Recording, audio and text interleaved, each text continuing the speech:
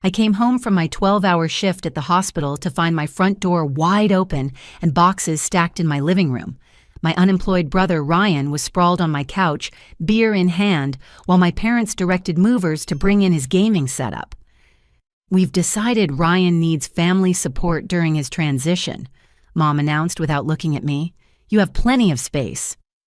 They'd used the spare key I'd given them for emergencies to move him in while I was saving lives.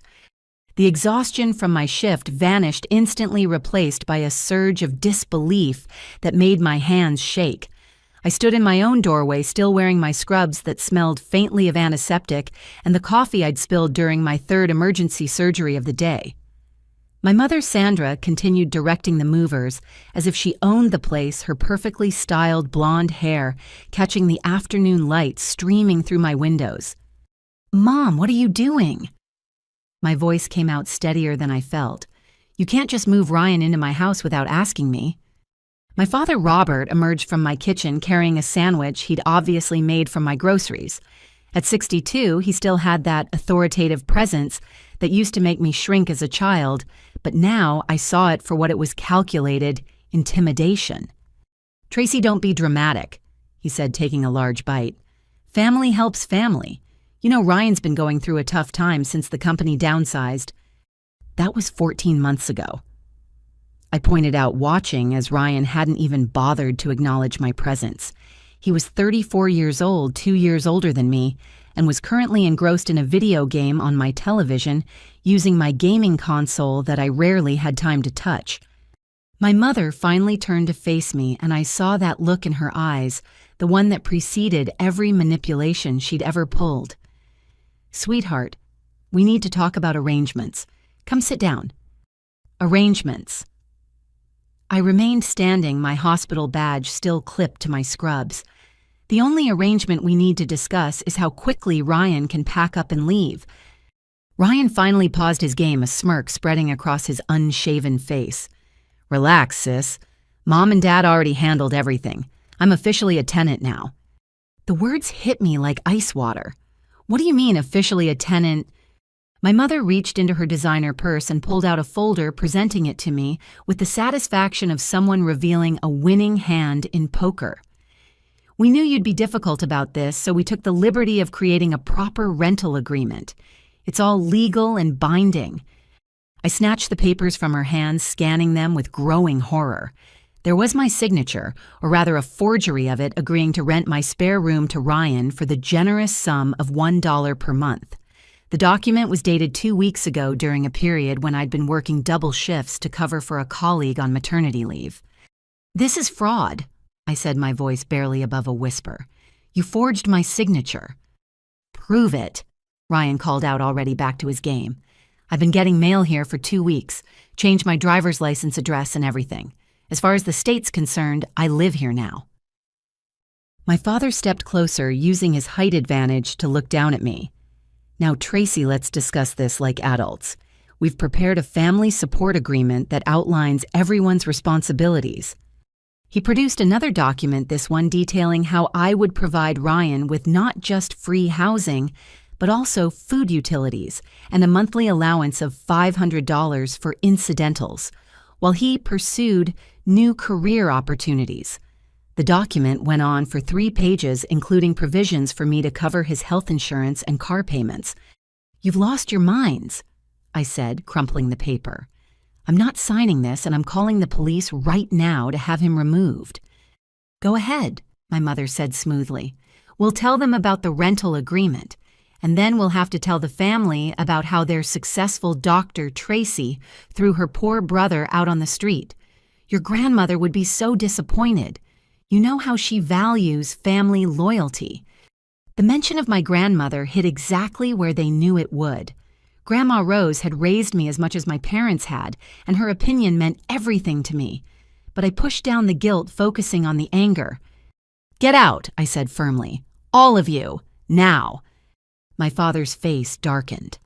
"We're trying to help you here, Tracy. You're 32, single, no children.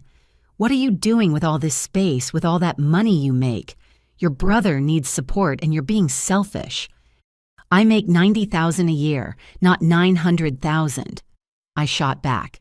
I have student loans, a mortgage, and I'm saving for retirement. I can't afford to support a grown man who refuses to work. Can't or won't? My mother asked, her voice dripping with judgment. I see your car in the driveway. That's a luxury vehicle, isn't it? And this house 4 bedrooms for just one person. Meanwhile, your brother has nothing. Ryan stood up, then stretching lazily. Look, Tracy, no need to get all worked up. I'm not asking for much. Just a place to crash while I figure things out. Maybe you could hook me up with a job at the hospital. Something easy, good pay, you know. You want me to get you a job at the hospital? I stared at him incredulously. You dropped out of community college twice and haven't held a job for longer than 3 months in your entire life. What exactly would you do at a hospital? I don't know, management or something. He shrugged. You've got connections, right? Help your brother out. The casualness of his entitlement made my blood boil. I pulled out my phone, but my mother's hand shot out, grabbing my wrist with surprising strength. Before you do anything rash, she said quietly, remember that we have keys. We know your schedule, and Ryan's already established residency.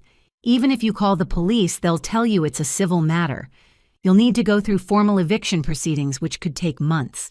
Is that really how you want to spend your time and money? I yanked my hand away, looking at these people who claimed to be my family. The calculation in their eyes was something I'd never allowed myself to see before, always making excuses, always believing they had my best interests at heart. But now, standing in my invaded home, watching them orchestrate this ambush, I finally saw the truth. Fine, I said quietly. You want to play legal games. We'll play legal games, but know this, you just destroyed any relationship we had. I hope whatever you think you're going to gain from this is worth losing your daughter. My mother's mask slipped for just a moment, something flickering in her eyes that might have been regret, but it was quickly replaced by cold determination. You'll thank us one day, Tracy. When you have a real family of your own, you'll understand why we had to do this. I walked to my bedroom, the only space that still felt like mine, and locked the door behind me. Through the thin walls, I could hear them talking, planning, dividing up my home like vultures over a carcass. Ryan had turned the television volume up, the sounds of explosions and gunfire filling my once peaceful sanctuary. As I sat on my bed, still in my work clothes, still processing what had just happened, I made myself a promise. They might have won this round, but I wasn't going down without a fight. I pulled out my laptop and started researching lawyers, documenting everything I could remember about the forged signatures and their threats. What I didn't know then was that this was just the beginning. The forged rental agreement was only the tip of an iceberg that would reveal depths of betrayal I never could have imagined. My parents and brother had plans for me, plans that went far beyond free room and board. But they'd made one crucial mistake. They'd underestimated me, seeing only the compliant daughter who always put family first, not the woman who'd fought her way through medical school, who'd saved lives under pressure, who'd learned that sometimes the only way to heal was to cut out the infection completely. The war for my home, my identity, and my future had begun, and I was determined to win. 3 days had passed since the invasion of my home, and I developed a routine of avoidance. I left for the hospital before dawn, worked every extra shift available, and only returned when exhaustion made it unsafe to stay awake any longer. Each homecoming was an exercise in controlled fury, as I discovered new violations of my space and privacy. This particular evening, I'd managed to slip in quietly, hoping to grab some clean scrubs and escape to my room unnoticed. The house reeked of marijuana and stale pizza, and through the living room doorway I could see Ryan hadn't moved from what appeared to be his permanent indent in my couch. Empty beer cans created a fortress around him, and my coffee table was scarred with water rings and burn marks. I was halfway up the stairs when my phone rang. The number was unfamiliar, but I answered anyway, desperate for any distraction from my current reality. Ms. Tracy Morrison. The voice was professional clipped. This is Jennifer from Pinnacle Credit Services. I'm calling about your recent application for our premium rewards card. My blood ran cold. I didn't apply for any credit card. There was a pause on the other end. I show here that you submitted an online application 3 days ago. The card was approved for a $15,000 limit and expedited shipping was requested to your home address. 3 days ago, the same day my family had ambushed me. Listen carefully, I said, gripping the phone so tightly my knuckles went white. I did not apply for that card. Someone has stolen my identity. I need you to cancel it immediately and flag it as fraud. I understand your concern, ma'am. However, the card has already been activated and there have been several purchases made. The current balance is $4,342. The world tilted. I had to sit down on the stairs, my legs suddenly unable to support me. $4,000. What was purchased? I see charges for electronics primarily, several gaming systems, a high-end computer television equipment. There are also charges at various restaurants and bars, as well as cash advances totaling $1,500. Each word was another nail in the coffin of my family relationships. I knew exactly who was behind this, and the betrayal cut deeper than any scalpel I'd ever wielded. I need a complete list of all charges emailed to me immediately, I managed to say. And I'm filing a fraud report. This is identity theft. After 20 minutes of being transferred between departments and repeating my story, I finally ended the call with a case number and a promise that the fraud department would investigate. But I knew this was just the beginning. If Ryan had opened one card, there were probably others. I stormed down to the living room, no longer caring about avoiding confrontation. Ryan looked up lazily as I entered a new gaming headset around his neck that I recognized from the fraud department's list of purchases. Nice headset, I said, my voice dangerously calm. $400 at Tech World charged to a credit card opened in my name. Ring any bells? His face went through a series of expressions from surprise to calculation to finally settling on defiance. I don't know what you're talking about. I bought that with my own money. Really? And which job provided that money, Ryan? The one you haven't had in over a year. He stood up, trying to use his height advantage just like our father did. You need to chill out, Tracy. So uptight all the time. No wonder you can't keep a boyfriend. Don't change the subject. You stole my identity. You opened credit cards in my name. That's a federal crime. Prove it, he said with that same infuriating smirk. Besides, even if I did, which I didn't, we're family. Family helps each other out. You make good money. What's a few $1,000s to you? A few thousand. My voice rose despite my efforts to control it. You maxed out a $15,000 card in 3 days. 15,000. His eyes lit up with interest before he caught himself. I mean, that's crazy. Must be some mistake. My phone buzzed with another call, then another. 2 more credit card companies, both calling about suspicious activity on newly opened accounts. By the time I'd finished documenting everything, Ryan had opened 3 cards totaling $35,000 in available credit, and he'd already racked up over $15,000 in charges. I called my parents, putting them on speaker so Ryan could hear. My mother answered on the 3rd ring, her voice artificially cheerful.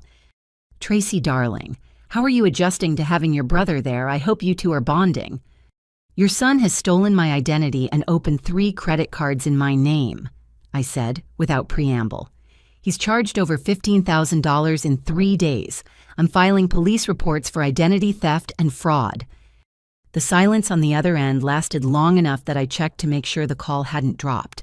Finally, my father's voice came through calm and dismissive.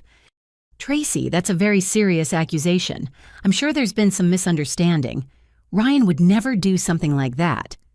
I have documentation from 3 credit card companies, I replied. This isn't a misunderstanding, it's a crime. My mother's voice turned sharp. Now you listen to me, young lady. Your brother has been under a lot of stress. If he made a mistake, we handle it as a family. We don't involve the authorities over family matters. A mistake, he committed identity theft. He needed things for his fresh start. She continued as if I hadn't spoken. Gaming equipment for his streaming career, a new wardrobe for job interviews. These are investments in his future. You should be supportive, not threatening him with police. Streaming career. I looked at Ryan, who had the grace to look slightly embarrassed. Since when is playing video games all day a career? Since people started making millions doing it, my father interjected. Ryan has a plan. He just needs some initial capital, which you can certainly afford to provide. Consider it an investment in your brother's future. An investment I didn't agree to make using credit cards I didn't open. This is insane. What's insane? My mother's voice turned cold. Is a daughter who makes 6 figures refusing to help her struggling brother. Do you know what people are saying? That we raised a selfish, money-obsessed daughter who values her bank account over blood. I don't make 6 figures. I protested for what felt like the 100th time. And even if I did, that doesn't give anyone the right to steal from me. Steal is such an ugly word, my father said. Ryan borrowed. He'll pay you back once his streaming takes off. With what credit score? I demanded. These cards are in my name. If he doesn't pay, and we both know he won't, it ruins my credit. I won't be able to refinance my house, get a car loan, anything. Then I guess you'd better make sure he has what he needs to succeed, my mother said smoothly. Support his streaming career, and he'll be able to pay everything back. Fight us on this, and well, who knows what could happen. Maybe more cards get opened. Maybe your credit gets so bad you lose this house you're so proud of. Then you'd have to move back home, wouldn't you? The threat was clear. This wasn't just about Ryan needing a place to stay. This was about control, about punishing me for daring to succeed on my own terms. I'm hanging up now, I said quietly, and I'm calling the police. You do that, my father said, and I could hear the smile in his voice. And we'll tell them about how you've been mentally unstable lately, working all those hours, the stress of your job. Your mother and I have been so worried. We even have texts discussing your erratic behavior. Who do you think they'll believe, a stressed-out single woman living alone or her concerned parents trying to help their children? The call ended, leaving me staring at Ryan, who was already back to his game, the stolen headset gleaming in the television's glow. You heard them, he said without looking at me. Just go with it, Tracy. Make this easy on yourself. I retreated to my room and spent the night documenting everything. Screenshots of the fraudulent charges, recordings of my calls with the credit card companies, photos of Ryan with his ill-gotten gains. But I also did something else, something that would prove crucial later. I ordered hidden cameras for every room in my house except the bathrooms. If they wanted to play dirty, I'd make sure I had evidence. The next morning, I woke to find my laptop missing from my room. My work bag, which I'd stupidly left in the kitchen, had been rifled through. My hospital ID badge was gone along with my prescription pad that I kept locked in a side pocket. Ryan was passed out on the couch, my laptop open beside him, logged into my email. He'd been trying to access my bank accounts but hadn't gotten past the 2-factor authentication. Yet. I quietly took photos of everything, including the browsing history, showing his attempts to access my financial accounts. Then I saw something that made my stomach drop. He'd been on forums discussing how to access someone's retirement accounts, how to forge power of attorney documents, how to declare someone mentally incompetent. This wasn't just about credit cards or free housing. This was about everything I'd worked for, everything I'd built. And it was just beginning. I made a decision then. I couldn't go to work with my badge missing, couldn't risk Ryan trying to access the hospital, or worse, my prescription pad privileges. I called in sick for the first time in 2 years and made an appointment with a lawyer for that afternoon. As I prepared to leave, Ryan stirred on the couch. "Where are you going?" he mumbled. "To fix the mess you've made," I replied. He laughed, a sound devoid of any humor. "Good luck with that. Mom and Dad have everything figured out. You might as well accept it. You're going to be taking care of me whether you like it or not." "We'll see about that," I said, heading for the door. "Oh, Tracy," he called after me. "Might want to check your credit report. I heard sometimes these identity thieves open more than just credit cards. Bank accounts, car loans, who knows what else they might do." The threat was clear. Every day I fought them, more damage would be done to my financial life. But what Ryan and my parents didn't understand was that I'd spent years fighting for everything I had. I'd worked 36-hour shifts as a resident, saved lives while running on no sleep, made split-second decisions that meant the difference between life and death. They thought they were breaking me. In reality, they were just revealing who they really were. And now that I knew, I could fight back properly. The cameras would arrive tomorrow. The lawyer would help me understand my options, and somewhere in their arrogance, my family would make a mistake. They always did when they got overconfident. I just had to survive until then.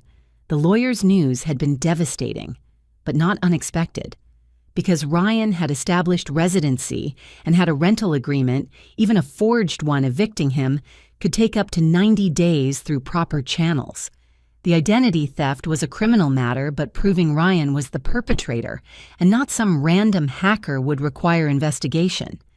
My family had covered their tracks well. I was sitting in my car outside a police station gathering courage to file a report when my phone exploded with notifications, text messages, Facebook alerts, missed calls, all flooding in at once. The first message I read was from my Aunt Helen, my mother's sister who lived in Portland. "Tracy, I'm disgusted by what I'm hearing. How can you be so heartless to your own brother? Your mother is in tears. Call me." Before I could process that, another text arrived from my cousin, Marcus. "Wow, Tracy, always thought you were one of the good ones. Guess money really does change people." Within minutes, I had over 40 messages, each more accusatory than the last. My Facebook feed was filled with cryptic posts from family members about disappointment and when family lets you down, and money can't buy class or compassion. I called Aunt Helen, my hands shaking. She answered on the first ring. "Don't you dare try to explain yourself," she began without preamble. "Your mother told me everything. That poor boy Ryan trying to get back on his feet, and you won't even give him a place to stay when you live in that mansion all by yourself." "Aunt Helen, it's not a mansion. It's a 1,500 square foot house, and they moved him in without asking. Because they knew you'd say no. My God, Tracy, when did you become so cold? Your parents said you make $500,000 a year, and you won't spare a dime for your brother." "I make $90,000, not $500,000, and he's stolen my identity, opened credit cards. Your mother warned me you'd make up lies about him." Aunt Helen cut me off. "She said the stress of your job has made you paranoid that you're seeing crimes where there's just a brother trying to online shop for job interview clothes. Really, Tracy accusing him of identity theft. Have you no shame?" The conversation went downhill from there. By the time I hung up, Aunt Helen had called me selfish, materialistic, and suggested I needed therapy for my money obsession. She ended by saying she was glad my grandparents hadn't lived to see what I'd become. The calls kept coming. Uncle Stuart, my father's brother, accused me of forgetting where I came from. My cousin Lisa posted on Facebook about how some people think they're too good for family once they get a fancy degree. Even family members I hadn't spoken to in years were reaching out to express their disappointment. But the worst call came from my grandmother. Grandma Rose was 87 years old, sharp as a tack, and the only person whose opinion truly mattered to me. She'd helped raise me when my parents were too busy with their various schemes, I now realized. She'd been at every graduation, celebrated every achievement, and told me she was proud of me more times than I could count. "Tracy, honey." Her voice was weak, trembling. "Is it true what your parents are telling me, that you've thrown Ryan out on the street?" "Grandma, no. He's living in my house right now. They moved him in without telling me." "But you're trying to evict him. Your own brother." I closed my eyes, leaning my head against the steering wheel. "Grandma, there's so much they haven't told you. He's stealing from me. They forged documents." "Your mother said you'd say that." She interrupted, and I could hear the tears in her voice. "She said the pressure of your job has changed. Made you see the worst in everyone." "Tracy, sweetheart, I know Ryan can be difficult, but he's family. Your parents just want their children to support each other. Is that so wrong?" "Grandma, they're lying to you. I have proof." "I don't want to hear about proof and documents and all that legal nonsense," she said firmly.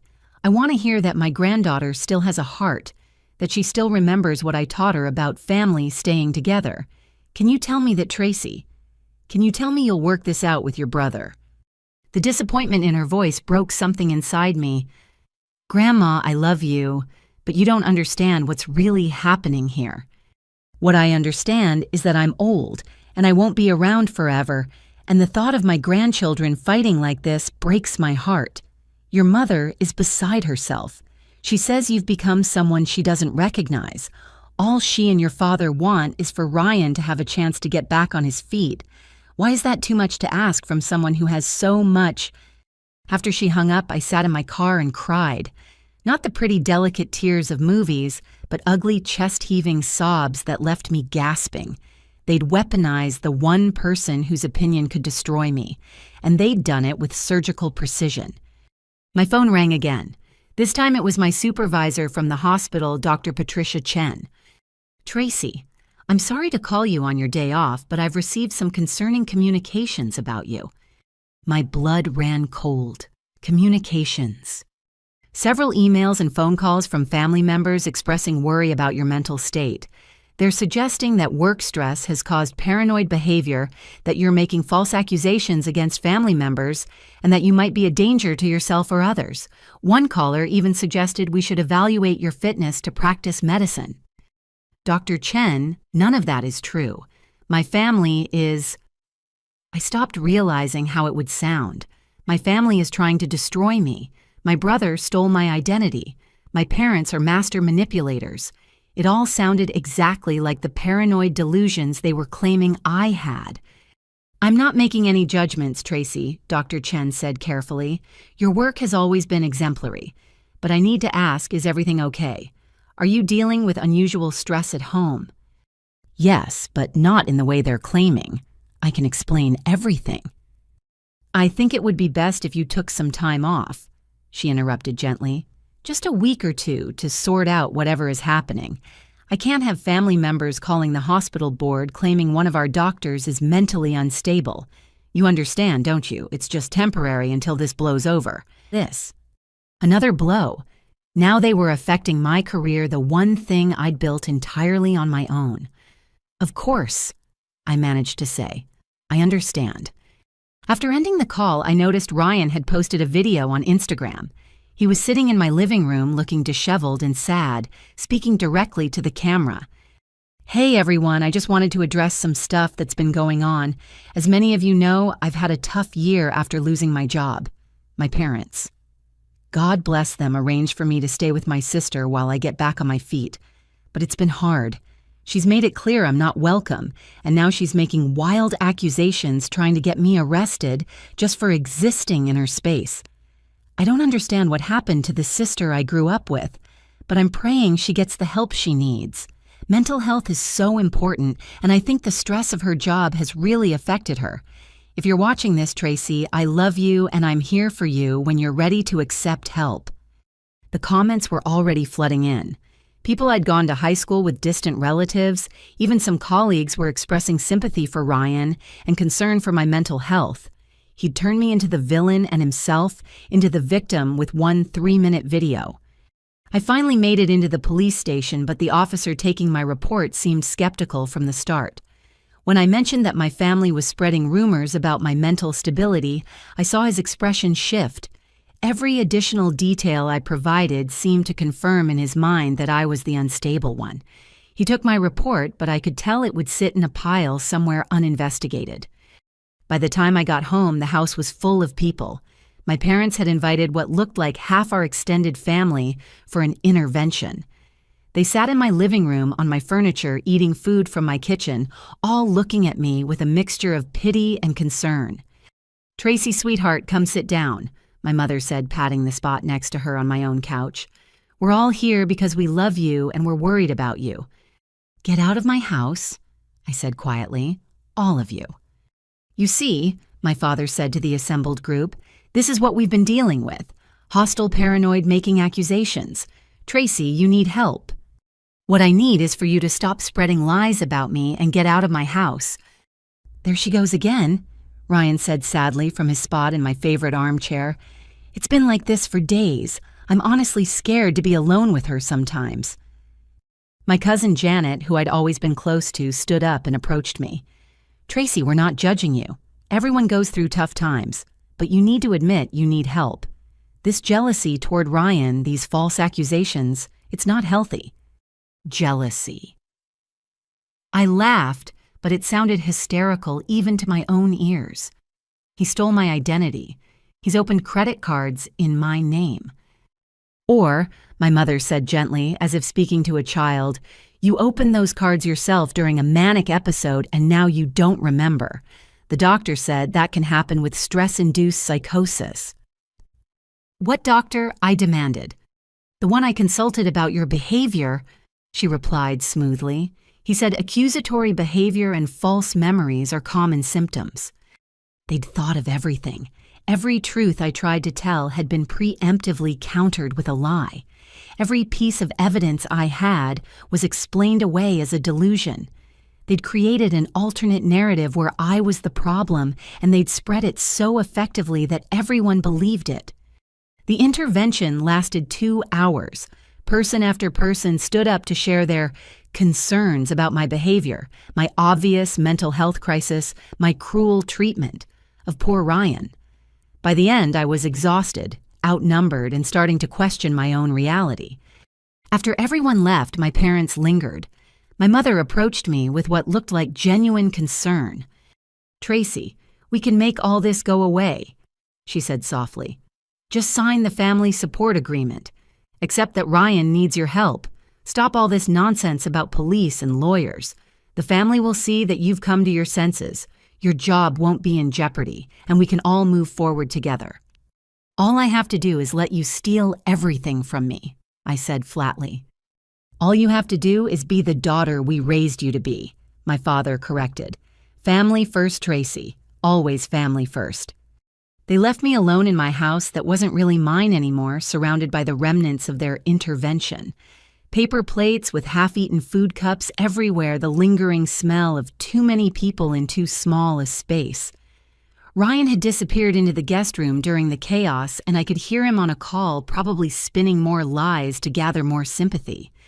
I cleaned mechanically, trying to process everything that had happened.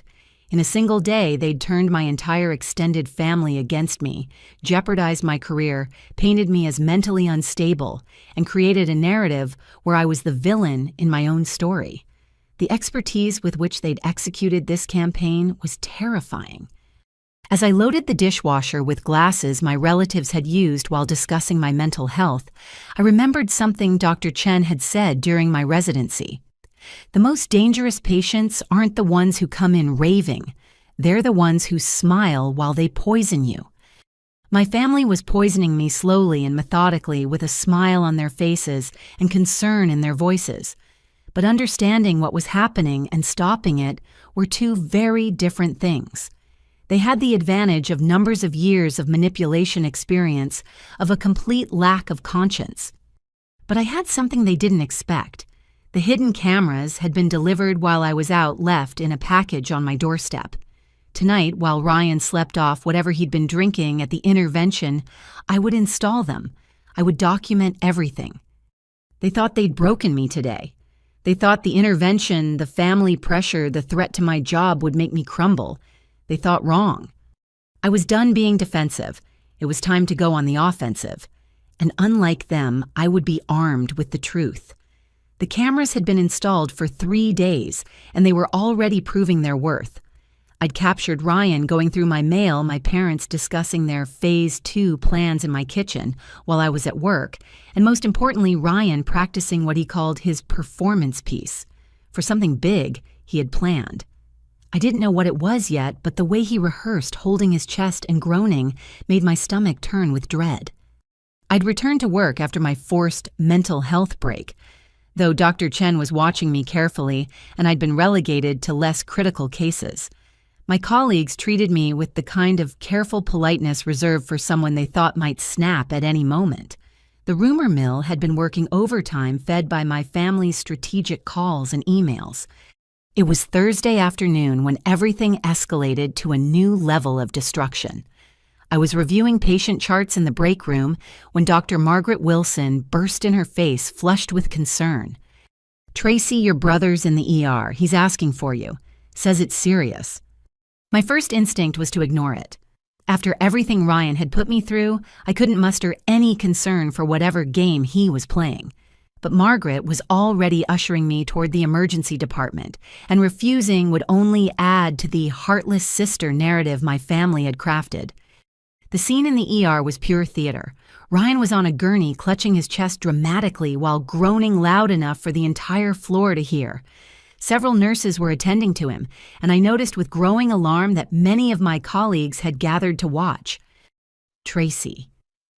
Ryan gasped when he saw me reaching out with a trembling hand. "Thank God you're here. The pain, it's unbearable. I think I'm having a heart attack." "When did this start?"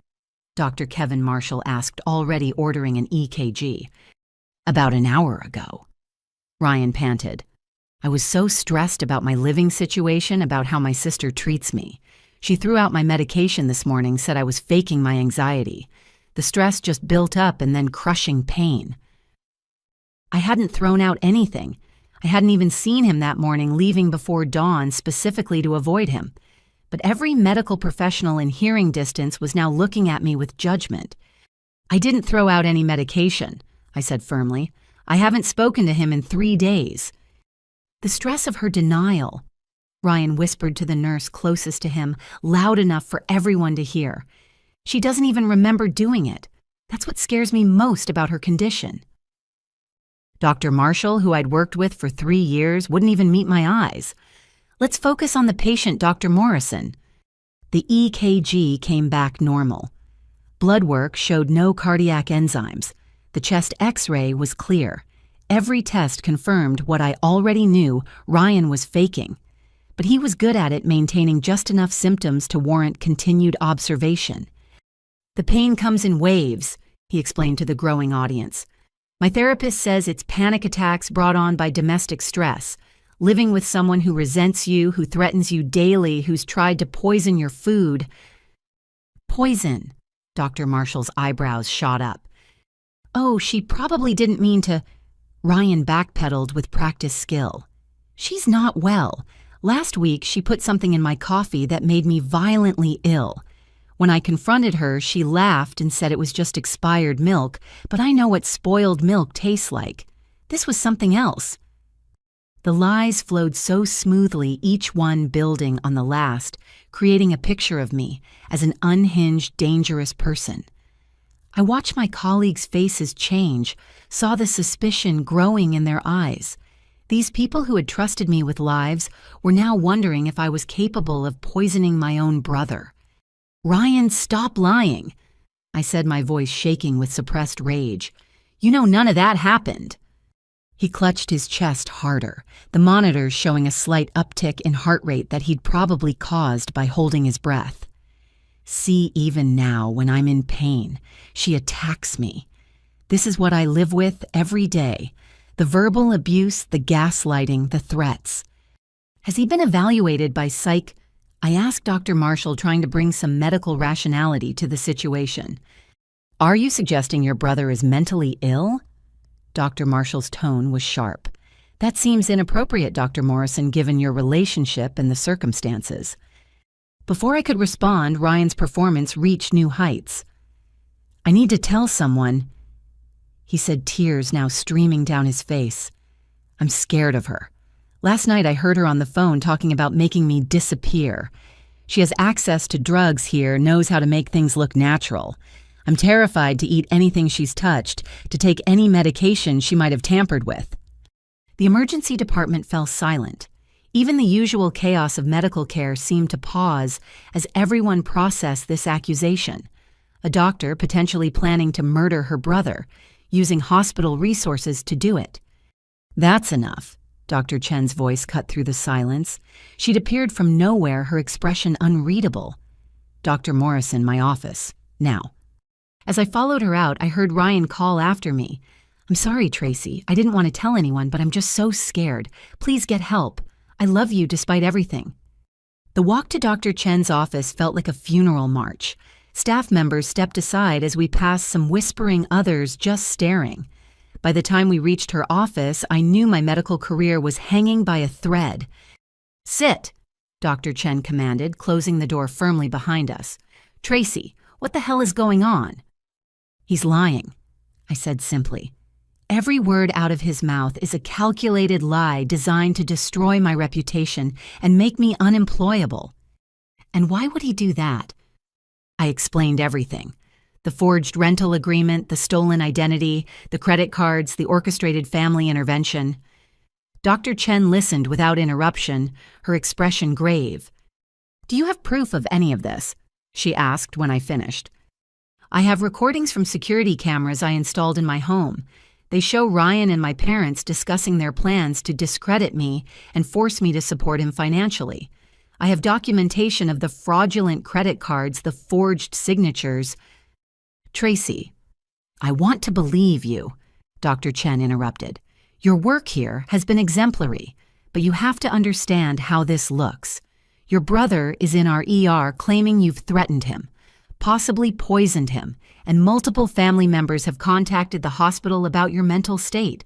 Now you're telling me about hidden cameras and conspiracy theories? They're not theories, I protested. I have actual evidence. Then you need to get a lawyer and handle this through proper channels, she said firmly. But right now I have to think about the hospital's liability. A doctor accused of plotting to murder a family member, even if false, is a serious matter. I'm placing you on administrative leave, effective immediately. The words hit like a physical blow. Patricia, please. This is exactly what they want. They're destroying my life piece by piece, and you're helping them do it. Her expression softened slightly. I'm trying to protect you, Tracy. If you're on leave, you can focus on resolving this situation. Get your lawyer, compile your evidence, clear your name. But you can't do that while working here with your brother, staging dramatic scenes in our ER. He's probably not even going to be admitted, I pointed out. All his tests are normal because he's faking everything. Which is exactly why you can't be the one to point that out, she replied. Any observation you make about his condition will be seen as biased at best, malicious at worst. Go home, Tracy. Sort this out. When you can prove what you're saying, we'll discuss your return. I gathered my things in a daze, aware of eyes following me through the hospital. In the parking lot, I found Ryan standing by my car, miraculously recovered from his heart attack. They discharged me, he said cheerfully. Panic attack, they said, brought on by domestic stress. They gave me some pamphlets about recognizing signs of abuse and resources for victims. You're destroying my life, I said quietly.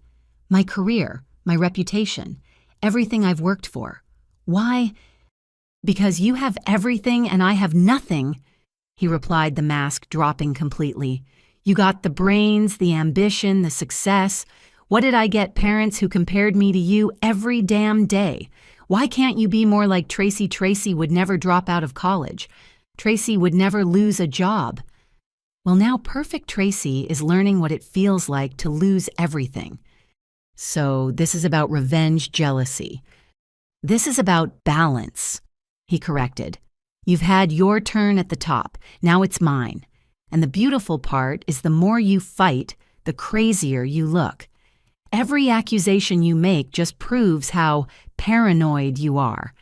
Every piece of evidence you present looks like the desperate fabrication of a disturbed mind. The cameras caught everything, I warned. Your whole performance practice, mom and dad's planning sessions, all of it. His smile widened. You mean the hidden cameras you secretly installed in the house where I legally live, the ones you're using to spy on your family? Yeah, that doesn't sound creepy or unstable at all. I'm sure everyone will see that as the behavior of a rational person. He was right. They'd turned even my evidence into proof of my instability. Every move I made to defend myself only tightened the noose they'd placed around my neck. Oh, before I forget, Ryan added, pulling out his phone, I should probably mention that I've been in contact with several medical malpractice attorneys. They're very interested in hearing about a doctor who's been making threats against a patient. Even if nothing comes of it, the investigation alone should keep you out of medicine for a good long while. I never threatened you.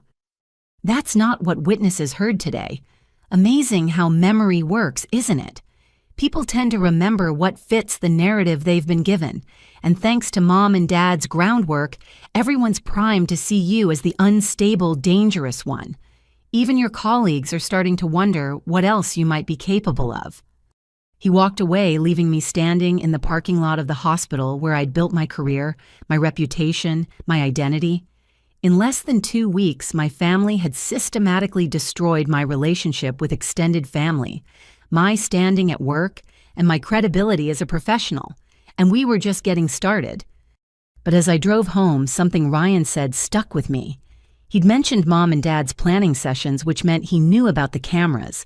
If he knew and wasn't worried, what did that mean? What were they planning that they were so confident about? I was about to find out that my family's ambitions went far beyond free housing and credit card fraud. The workplace disaster was just another step in a much larger plan.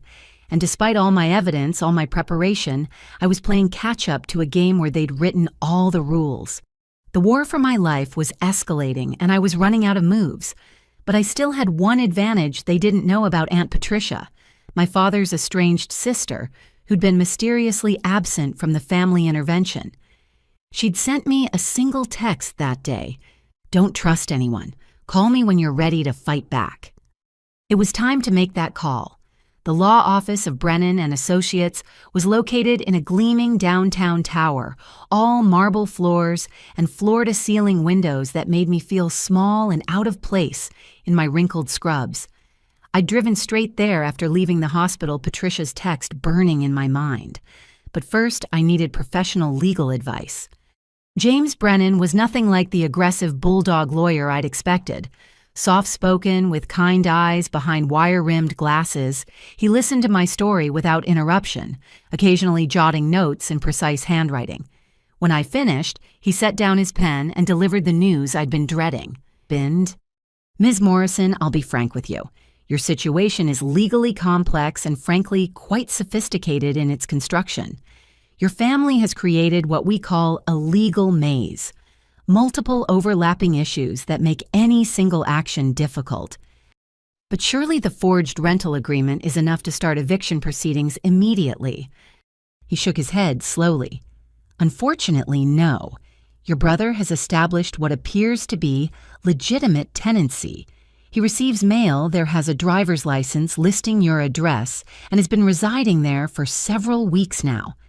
The forged signature on the rental agreement is concerning, yes, but proving forgery requires handwriting experts' documentation and time.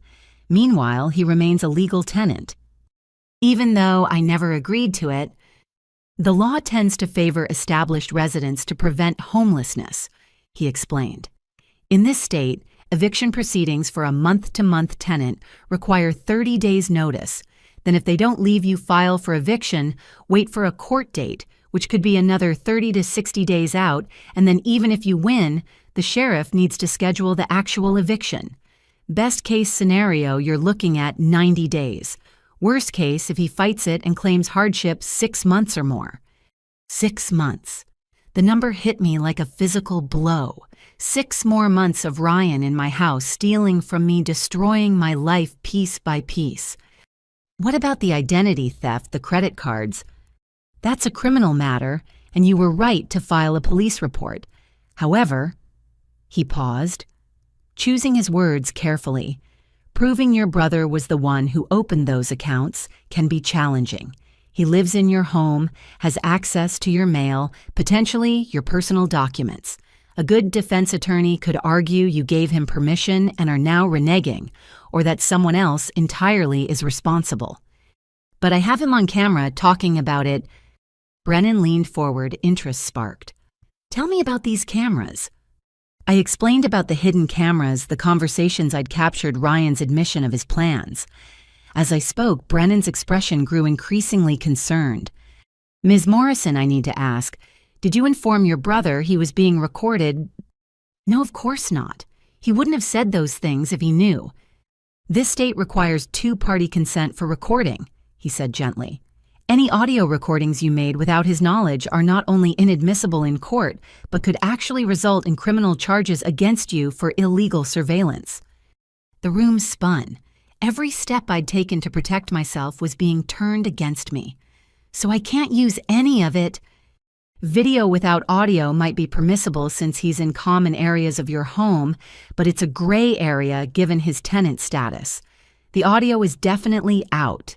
And if your family learns about these recordings, they could use it as further evidence of your, he consulted his notes, alleged paranoid behavior.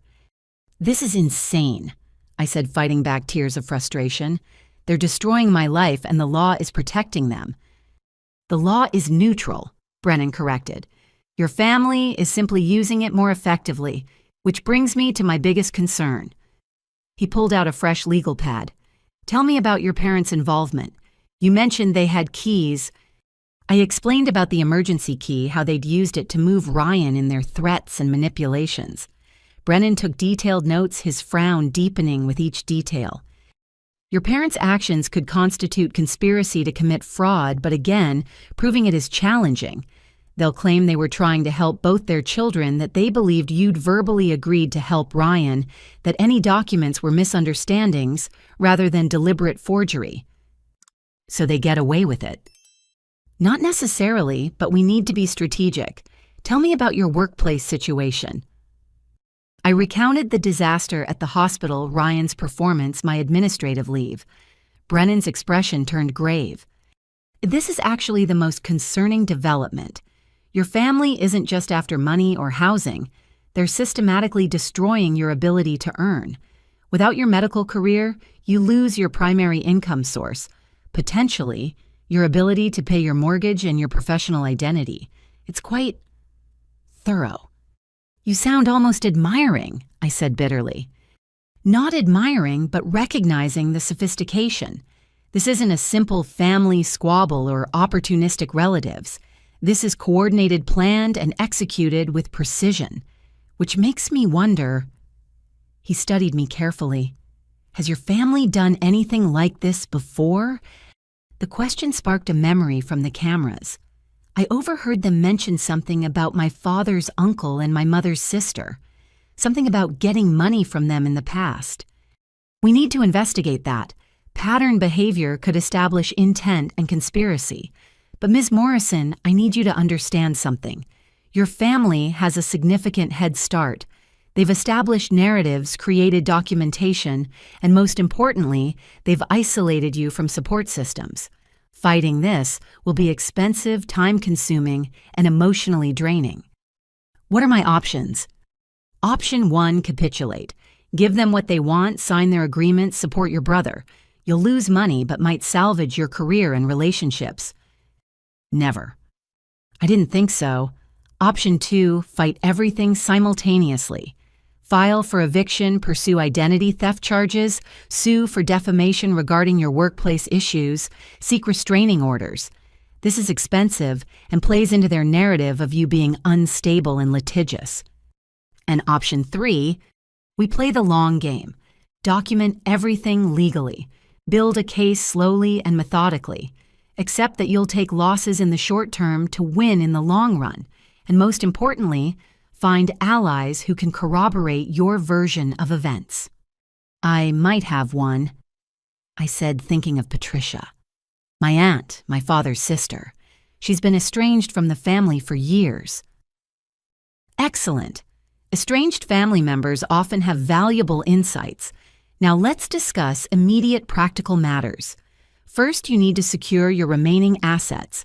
I recommend opening new bank accounts at a different institution, getting a post office box for sensitive mail, and placing fraud alerts on all your credit reports. Already done, I said, feeling a small spark of pride at having taken some correct steps. Good. Next, change all passwords, enable two-factor authentication on everything, and assume any device or account your family has had access to is compromised. Get a new phone if necessary. New email addresses for anything sensitive. He continued outlining security measures, each one driving home how thoroughly my life had been invaded. As he spoke, his assistant knocked and entered, handing him a note. His expression darkened as he read it. Ms. Morrison, have you checked your credit report today? Not since yesterday. You should know that 3 new accounts have been opened in your name in the last 24 hours, 2 more credit cards, and a car loan for $45,000. The blood drained from my face. $45,000 for what? According to this, a BMW M4. The loan was approved yesterday afternoon and the car was purchased this morning from a dealership in Riverside. While I'd been dealing with Ryan's hospital performance, he'd been escalating the fraud. Can we stop it? Report it? We can try, but if he has the car and the paperwork shows your signature, it becomes more complicated. The dealership will claim they acted in good faith. The loan company will want their money, and proving you didn't sign when the signatures match. He trailed off, the implications clear. He's not just stealing money, I realized. He's creating so much debt in my name that I'll be forced to sell my house to pay it off. And then where would I go? Presumably back to your parents' home, Brennan said quietly, where they would have complete control over you and your remaining assets. The full scope of their plan finally crystallized. This wasn't about supporting Ryan or family helping family. This was about completely destroying my independence, forcing me back under their control, and likely draining every penny I'd earned or saved along the way. There's something else. Brennan continued, his voice careful. The timing of that car purchase right when you were distracted at the hospital. The escalation of credit accounts immediately after you involved law enforcement. Your family is adapting quickly to your counter moves. They're staying one step ahead. You think they have help or experience? You mentioned they might have done this before.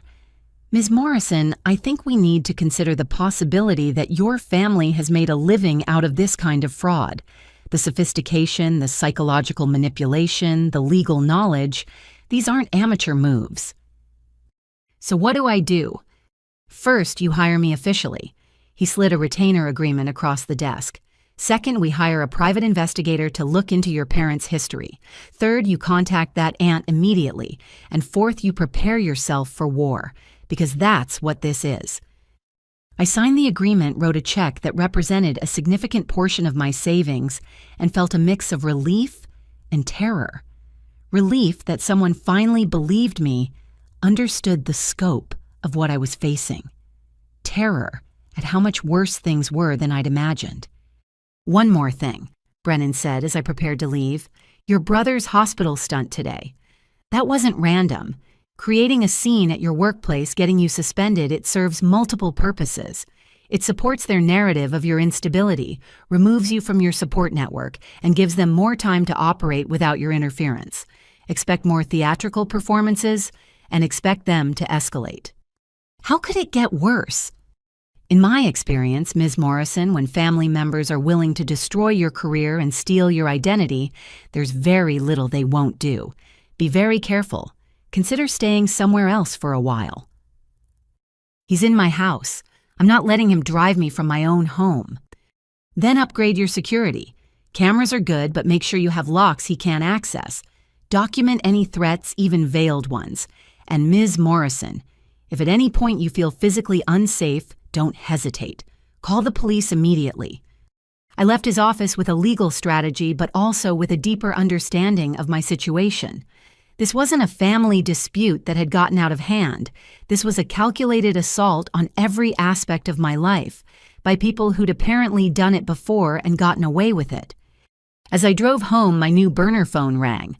Patricia's name appeared on the screen. Tracy, I heard about what happened at the hospital. We need to meet. Tonight.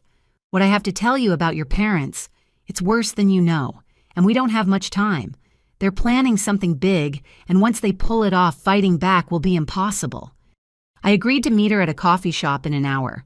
As I hung up, I noticed a BMW M4 in my driveway, bright red and gleaming in the afternoon sun. Ryan was standing beside it, keys in hand, talking to someone on the phone. Yeah, she just pulled up, I heard him say as I got out of my car. No, she can't do anything about it. I made sure of that. He turned to me with a triumphant smile. Nice car, right? I figured if you're going to destroy your credit anyway with these wild accusations, might as well get something nice out of it.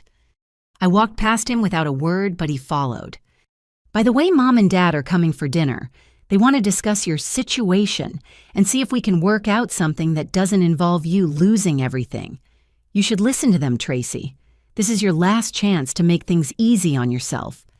Inside, I found my parents already in my kitchen, my mother cooking at my stove while my father sat at my table reviewing documents. The violation of my space was so complete, so casual, that I felt something break inside me. But I remembered Brennan's words, play the long game, document everything. And so I said nothing, just walked to my room and locked the door. I had an hour before meeting Patricia, an hour to prepare for learning just how deep this conspiracy went. The war for my life was escalating, but for the first time I wasn't fighting alone. I had a lawyer who understood the game, an aunt who knew the players, and most importantly, the growing certainty that my family had underestimated one crucial thing. They thought breaking me professionally and financially would destroy me. They didn't understand that every attack was forging me into someone stronger, someone who could fight as dirty as they could, someone who could play the long game too. The consultation had shown me the battlefield. Now it was time to learn about my enemies. The coffee shop Patricia had chosen was 40 minutes outside the city, a deliberate choice she explained when I arrived. "Your parents have been keeping tabs on you," she said without preamble as I slid into the booth across from her. "They probably know about the lawyer, definitely know about your credit monitoring, but they don't know we're in contact." Patricia looked older than her 68 years stress lines carved deep around her eyes and mouth. But those eyes were sharp, alert, missing nothing, as she pulled a thick manila folder from her bag. "Before we begin, show me your phone." I placed my new burner phone on the table. She examined it carefully, then nodded approval. "Good. Leave it on the table. They might have found a way to activate it remotely." She pulled out what looked like a small radio and turned it on. Static filled the air between us. White noise generator, just in case. "Patricia, what is all this? You're acting like we're in a spy movie." "That's because you don't yet understand who your parents really are," she said grimly. "Tracy, what do you know about your family's history? Your grandparents, where the money came from?" Dad always said Grandpa Morrison had successful investments. Mom's family had some property in California that they sold. Patricia laughed bitterly. Successful investments. Is that what they call it now? She opened the folder and spread out newspaper clippings, legal documents photos. "Your grandfather Morrison died penniless in a state nursing home after your parents drained every cent he had. The property your mother's family owned, they stole it from her elderly aunt using forged power of attorney documents." I stared at the evidence before me, newspaper clippings from 20 years ago with headlines like, "Elderly man claims children stole life savings," and "Family dispute leaves widow homeless." "This can't be right," I whispered, but even as I said it, pieces were clicking into place. The way we'd moved frequently when I was young, the family members who'd suddenly stopped visiting, the whispered arguments I'd overheard but never understood. "Your parents are professional con artists, Tracy, have been for over 30 years. They target family members because family is less likely to press charges, more likely to keep quiet out of shame. They've refined their technique over the decades, and you, my dear, are their masterpiece." "What do you mean?" Patricia pulled out another document. 20 years ago, they tried something similar with me. Moved their friend into my house, claimed I'd agreed to it, started the same whisper campaign about my mental health. But I was a lawyer, knew my rights, and more importantly, I didn't have a trusting nature. I fought back hard and fast, got restraining orders, pressed charges. They backed off, but not before stealing $40,000 from me. "If you knew all this, why didn't you warn me?" "I tried," she said softly. "When you graduated medical school, I sent you a letter. When you bought your house, I tried calling. Each time your parents intercepted. They told the family I was mentally ill, dangerous, that I'd tried to hurt them. Sound familiar?" The pattern was sickeningly clear. They used the same playbook every time, with refinements. They learned from their mistakes with me. This time, they moved slower, built more credibility, created more documentation, and they chose their victim more carefully. You're successful enough to be worth targeting, but isolated enough to be vulnerable. No spouse, no children, few close friends because you work so much. Perfect. What about Ryan? Ryan's been their apprentice since he was 16. That job he lost, he was fired for embezzling. The company didn't press charges because your parents paid back some of the money and threatened to sue for wrongful termination. His whole unemployed act. He's been working with them full-time, learning the trade. She pulled out more documents. Case files, court records, financial statements. My parents had left a trail of destruction across 3 states, always moving on before consequences caught up, always targeting family or close friends who could be emotionally manipulated into silence. Here's the Aunt Margaret situation, Patricia continued. Your mother's sister. They convinced her to co-sign business loans for a fake company. When the loans defaulted, Margaret lost her house. She lives in a tiny apartment now, too ashamed to tell anyone what happened. And Uncle Carl, your father's older brother. They got power of attorney when he had surgery, emptied his accounts while he was recovering. He died thinking he'd somehow lost his own money to bad investments. Each revelation was another blow. How many victims? That I know of, at least 12 family members over the years, probably more. They're careful, usually take just enough to hurt, but not enough to trigger major investigations. Except with you. Why am I different? Patricia leaned forward. Because you're their retirement plan. They're getting older, Ryan's not as smart as they'd hoped, and they need one big score to set themselves up permanently. Your house, your income, your credit. You're worth more to them than all their previous victims combined. But if you know all this, have all this evidence, why haven't they been arrested? Because they're smart about jurisdiction. They never hit the same state twice in a row. Because family victims rarely press charges. Because they're very, very good at making their victims look unstable, unreliable. Look what they've done to you in just 2 weeks. I thought about my suspended medical license, my family turning against me, the narrative of mental illness they'd crafted. The hospital incident today that was planned. Everything is planned. Tracy, I need you to understand something. The BMW Ryan bought. That wasn't impulsive. They know you'll have to report it stolen to avoid the payments, but when you do, he'll produce documents showing you gave him permission. Security footage from the dealership will show him calmly purchasing it, not the behavior of someone committing fraud. It's another trap. So what do I do? Patricia pulled out the last set of documents from her folder. Fight smarter, not harder. I've spent 20 years documenting their crimes, tracking their victims, building a case. But I needed someone current. Someone they were actively targeting who could provide fresh evidence. You're that person. The cameras I installed are probably already compromised. They knew you'd install them, probably even expected it. Check your footage carefully. I guarantee key conversations are missing or corrupted. My heart sank. Then how do I prove anything? By understanding their end game and getting ahead of it. Their pattern is always the same in the final phase. They create a crisis that forces their victim to sign over major assets. With previous victims, it was medical emergencies, fake debts, threatened lawsuits. With you, with me, they're going for guardianship, complete control over your assets, your medical decisions, your life, the mental health narrative, the workplace incidents, the family testimony. It's all building toward having you declared incompetent. The room spun. They can't do that. I'm a doctor. I'm clearly competent. Are you? According to the narrative they've built, you're paranoid delusional, making false accusations, potentially violent. You've been suspended from work. You're claiming wild conspiracies about your family. You've installed hidden cameras to spy on people.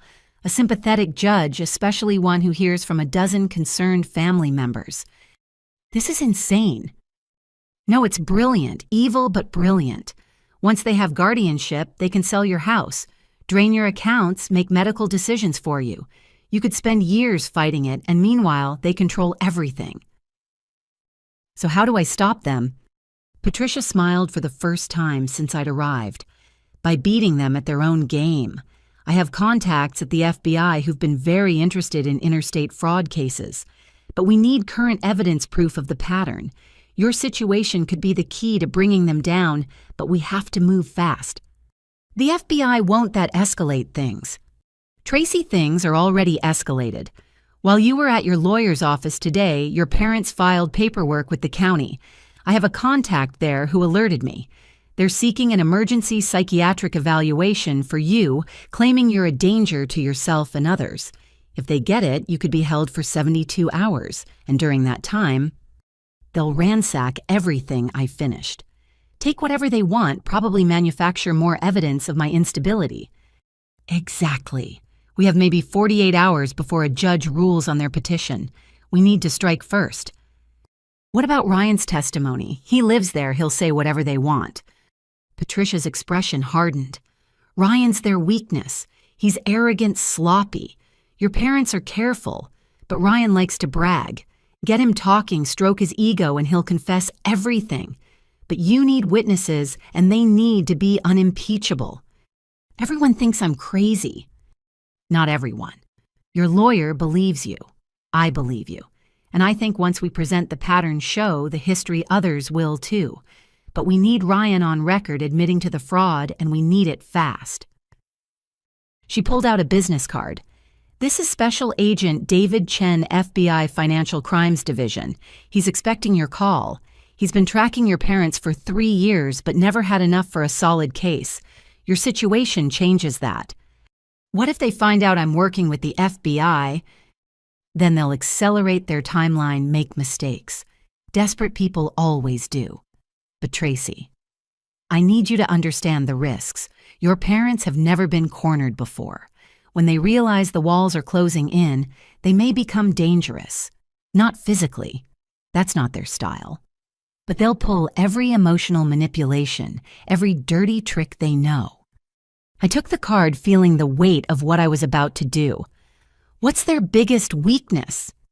Greed, Patricia said without hesitation. They always want more than they should take. With you, they could have settled for free rent for Ryan, maybe some spending money. But they want everything, and that greed makes them vulnerable. That and their absolute certainty that family loyalty will protect them in the end. They genuinely believe their victims won't follow through with prosecution because family doesn't betray family. They're wrong. I know. But Tracy, prepare yourself. When this comes out, the family will splinter. Some will believe you, others never will. You'll lose relationships, maybe permanently. Are you ready for that? I thought about Grandma Rose, about the cousins I'd grown up with, the aunts and uncles who'd been at every birthday. Then I thought about the hospital, my suspension, my stolen identity, my invaded home. I already lost them when they believed I was crazy. At least this way I get the truth out there. Patricia reached across the table and squeezed my hand. Your grandfather would be proud. He saw through them at the end, tried to warn people, but by then, they'd already painted him as senile. Don't let them do the same to you. We spent another hour going through the evidence, planning next steps. Patricia gave me copies of everything, told me to hide them somewhere my family couldn't access. She also gave me a recording device disguised as a pen, explaining that while secret recordings might not be admissible in court, they could direct the FBI investigation. As we prepared to leave, Patricia grabbed my arm. One more thing. The man your mother was on the phone with earlier today, I recognize the name. He's a psychiatrist who lost his license for taking bribes to provide false diagnoses. If they're bringing him in, they're going to try to have me committed. Within the week, I'd guess. Be very careful, Tracy. Don't give them any ammunition. No emotional outbursts, no confrontations. Play the perfect stable daughter while we build our case. I drove home in darkness, the weight of Patricia's revelations crushing. My entire life had been built on lies, my family, a criminal enterprise that had destroyed dozens of lives. And I was next on their list. But as I pulled into my driveway past Ryan's stolen BMW, I felt something shift inside me. Fear transformed into determination. They'd made one crucial error in targeting me. They'd assumed I was weak, isolated, controllable. They didn't realize that the same drive that got me through medical school, that let me save lives under pressure, that built my career from nothing, was now focused entirely on stopping them. The hunter was about to become the hunted, and thanks to Patricia, I finally understood both the game and the players. The real fight was about to begin. I spent the night after meeting Patricia in a state of hypervigilance, organizing the evidence she'd given me into a hidden safe deposit box I'd rented across town. Every sound in the house made me jump, wondering if this was the moment my parents would escalate their plans. But the morning came quietly, with only the sound of Ryan snoring from the guest room breaking the silence. Following Patricia's advice, I played the perfect daughter. I made breakfast, left a plate for Ryan, and even sent my mother a text asking if she needed anything from the store. Her response was immediate and saccharine. "Just your happiness, sweetheart. Dad and I worry so much about you." I was reviewing the FBI agent's contact information when the doorbell rang. Through the peephole, I saw 2 police officers standing on my porch. My heart hammered as I opened the door. "Dr. Tracy Morrison," the older officer asked. "Yes. We're here to serve you with a temporary restraining order. You're required to vacate these premises immediately and maintain a distance of 500 feet from Ryan Morrison." The paper trembled in my hands as I read it. According to the document Ryan had filed for protection, claiming I'd physically assaulted him, threatened his life, and created a hostile living environment. There were photos attached. Ryan with bruises on his arms and face, a sworn statement from my parents, who claimed to have witnessed me attacking him. "This is impossible," I said. "I haven't touched him.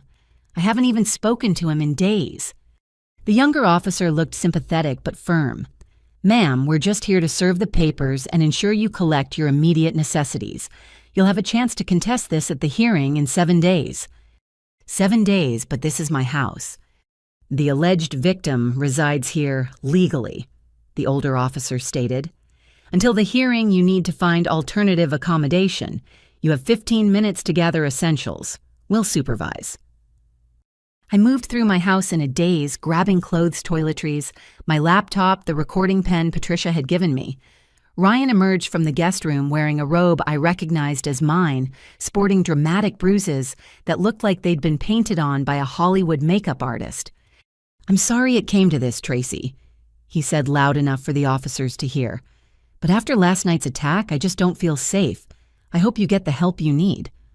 Last night, when I'd been with Patricia 40 minutes away, but I couldn't say that without revealing our meeting. I bit my tongue so hard I tasted blood. The officers escorted me out of my own home. As I loaded my car, I noticed neighbors watching from windows and driveways. Ryan stood in the doorway, visible injuries on full display, playing the victim perfectly. My parents' car pulled up just as I was leaving, their timing too perfect to be coincidental. I drove to a hotel, my hands shaking with rage and disbelief. In my room, I called James Brennan, my lawyer. "They filed first," he said after I explained. "It's a common tactic. Now you look retaliatory if you file your own restraining order. The photos of injuries, your parents as witnesses. They've created compelling evidence." But I wasn't even home. I was meeting with... I caught myself. Patricia's warning about revealing our connection echoed in my mind. "Meeting with who?" Brennan prompted. "A friend, but I can't involve them. Not yet." "Tracy, if you have an alibi, we need to use it. Otherwise, this restraining order could become permanent. You understand what that means. You can't go home. Ryan essentially gets your house by default." "I know, but trust me. Revealing this person now would put a larger investigation at risk. Can we fight this without them?"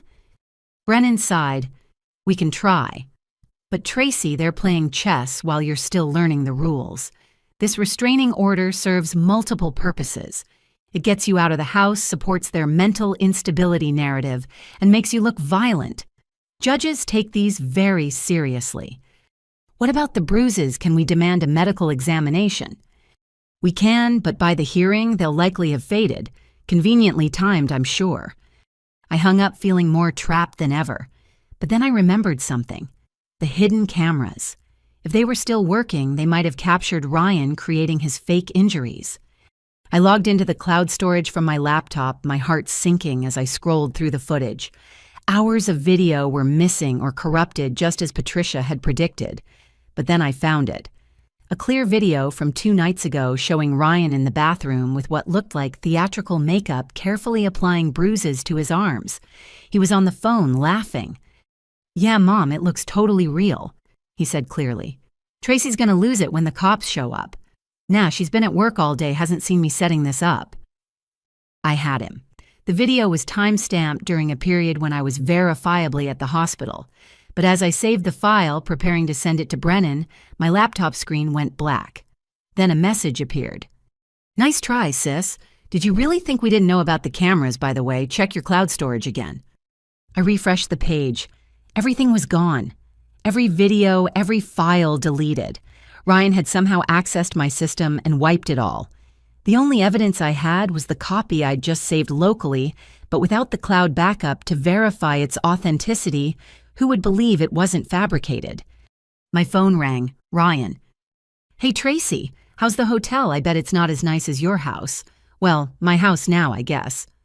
"You can't do this," I said, trying to keep my voice level. "Already did.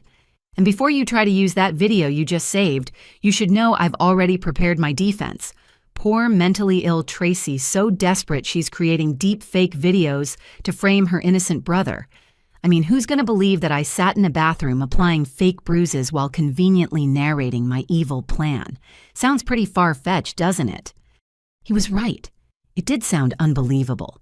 Every piece of evidence I had sounded like the elaborate fantasy of a delusional person when taken out of context.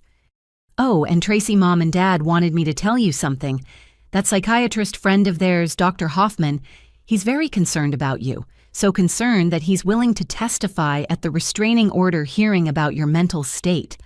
Based on his observations and the family's reports, of course. Never mind that he's never actually met you. That's fraud. He can't diagnose someone he's never examined." He's not diagnosing, just sharing his professional concerns based on reported behavior. Totally legal, totally devastating to your credibility. But hey, there's still a way out of this. Mom and Dad are willing to drop everything, even let you back in the house if you just sign a few papers. Power of attorney, some financial authorizations, nothing major. Go to hell, Ryan. Already there, sis. It's got great heating and your Netflix password. I hung up and immediately called the FBI contact Patricia had given me. Special Agent David Chen answered on the second ring. "Ms. Morrison, Patricia Williams said you might be calling. Are you in a secure location?" I explained everything that had happened in the last 24 hours. Unlike everyone else I'd dealt with, Chen didn't sound skeptical or dismissive. "This escalation fits their pattern," he said. "When they sense opposition, they accelerate. The restraining order is concerning but also sloppy. Fake bruises can be exposed with proper investigation. Can you send me what evidence you have, including the video?" "Won't they just claim it's fake?" "Let them try. We have forensic tools that can verify authenticity. More importantly, this shows clear conspiracy. Your parents being conveniently present, the corrupted cloud storage, the psychiatrist who lost his license. These are threads we can pull." "But what do I do right now? I'm locked out of my house, suspended from my job, and in 7 days, a judge might make this permanent based on lies." "Document everything. Every text, every call, every interaction. Your brother calling to gloat was a mistake. Did you record it?" My heart sank. No, I didn't think. "Start thinking like the investigator Ms. Morrison. From now on, assume every interaction is potential evidence. In the meantime, I'll be opening a formal investigation. Your family doesn't know it yet, but they just made a crucial error." "What error?" "They involve law enforcement with a false report. That's a federal crime when it's part of a larger fraud scheme. Every lie they tell to support this restraining order is another charge we can bring." After we hung up, I sat in my hotel room plotting my next move. Patricia was right. I needed to be smarter, not just reactive. Ryan's arrogance, his need to gloat, was a weakness. He'd called me once to brag. He'd do it again. I set up my phone to automatically record all calls and waited. Sure enough, 3 hours later, he called again. "Missing home yet?" he asked cheerfully. "Just trying to understand why you're doing this," I said, keeping my voice small, defeated. Is the big bad doctor finally realizing she's outmatched? "Look, Tracy, it's nothing personal. You got the golden ticket, medical school, good job house. Me, I got compared to you every damn day. Why can't you be more like Tracy?" "Well, now I am like you. I've got your house, your credit card soon, I'll have your bank accounts." "How those are protected." "Mom's got a guy who specializes in financial documentation. Amazing what you can do with the right paperwork and a family member who's been declared mentally incompetent." "I haven't been declared incompetent." "Yet. But after your violent attack on me, your paranoid behavior at work, and Dr. Hoffman's testimony, well, it's really just a formality. The restraining order hearing is just the beginning. While you're fighting that Mom and Dad will file for emergency guardianship, you'll be so busy trying to get back in your house, you won't see the bigger play coming." "And then what, you'll just live in my house forever?" "Nah, too small for my taste. Once we sell it, I'm thinking downtown penthouse. Maybe I'll even invite you to visit. You know, when you get out." "Out of where?" He laughed. "Come on, Tracy. You're supposed to be the smart one. Where do violent, delusional people who assault their families end up?" "Don't worry. Dr. Hoffman knows a nice private facility. Very exclusive. Very secure. You'll have lots of time to think about how you should have just helped your family when you had the chance." The call ended, leaving me staring at my phone. I'd gotten the recording, but the content chilled me. They weren't just planning to take my assets. They were planning to have me institutionalized. I forwarded the recording to Agent Chen in Brennan, then called Patricia. "They're moving to the end game," she said after I filled her in. "Emergency guardianship followed by involuntary commitment. Once you're in a facility, fighting back becomes almost impossible. We need to accelerate our timeline." "How, I can't even go home." "That's exactly what they want. You feeling helpless, isolated. But Tracy, you have something they don't expect.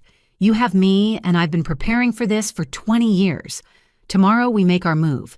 Be ready." I spent the rest of the night in that hotel room planning and preparing. My family thought they had me cornered, but they'd made one crucial mistake.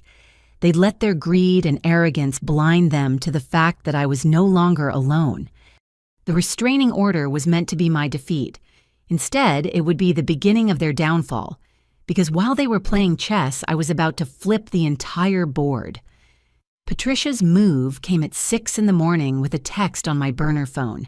"Check your email. New account I created for you. Memorize everything, then delete." The email contained detailed instructions and a revelation that changed everything. Patricia hadn't just been documenting my parents' crimes. She'd been in contact with several of their previous victims, slowly building a network of people willing to testify. But they needed a current case to tie it all together, someone actively being targeted who could provide real-time evidence. I was that person.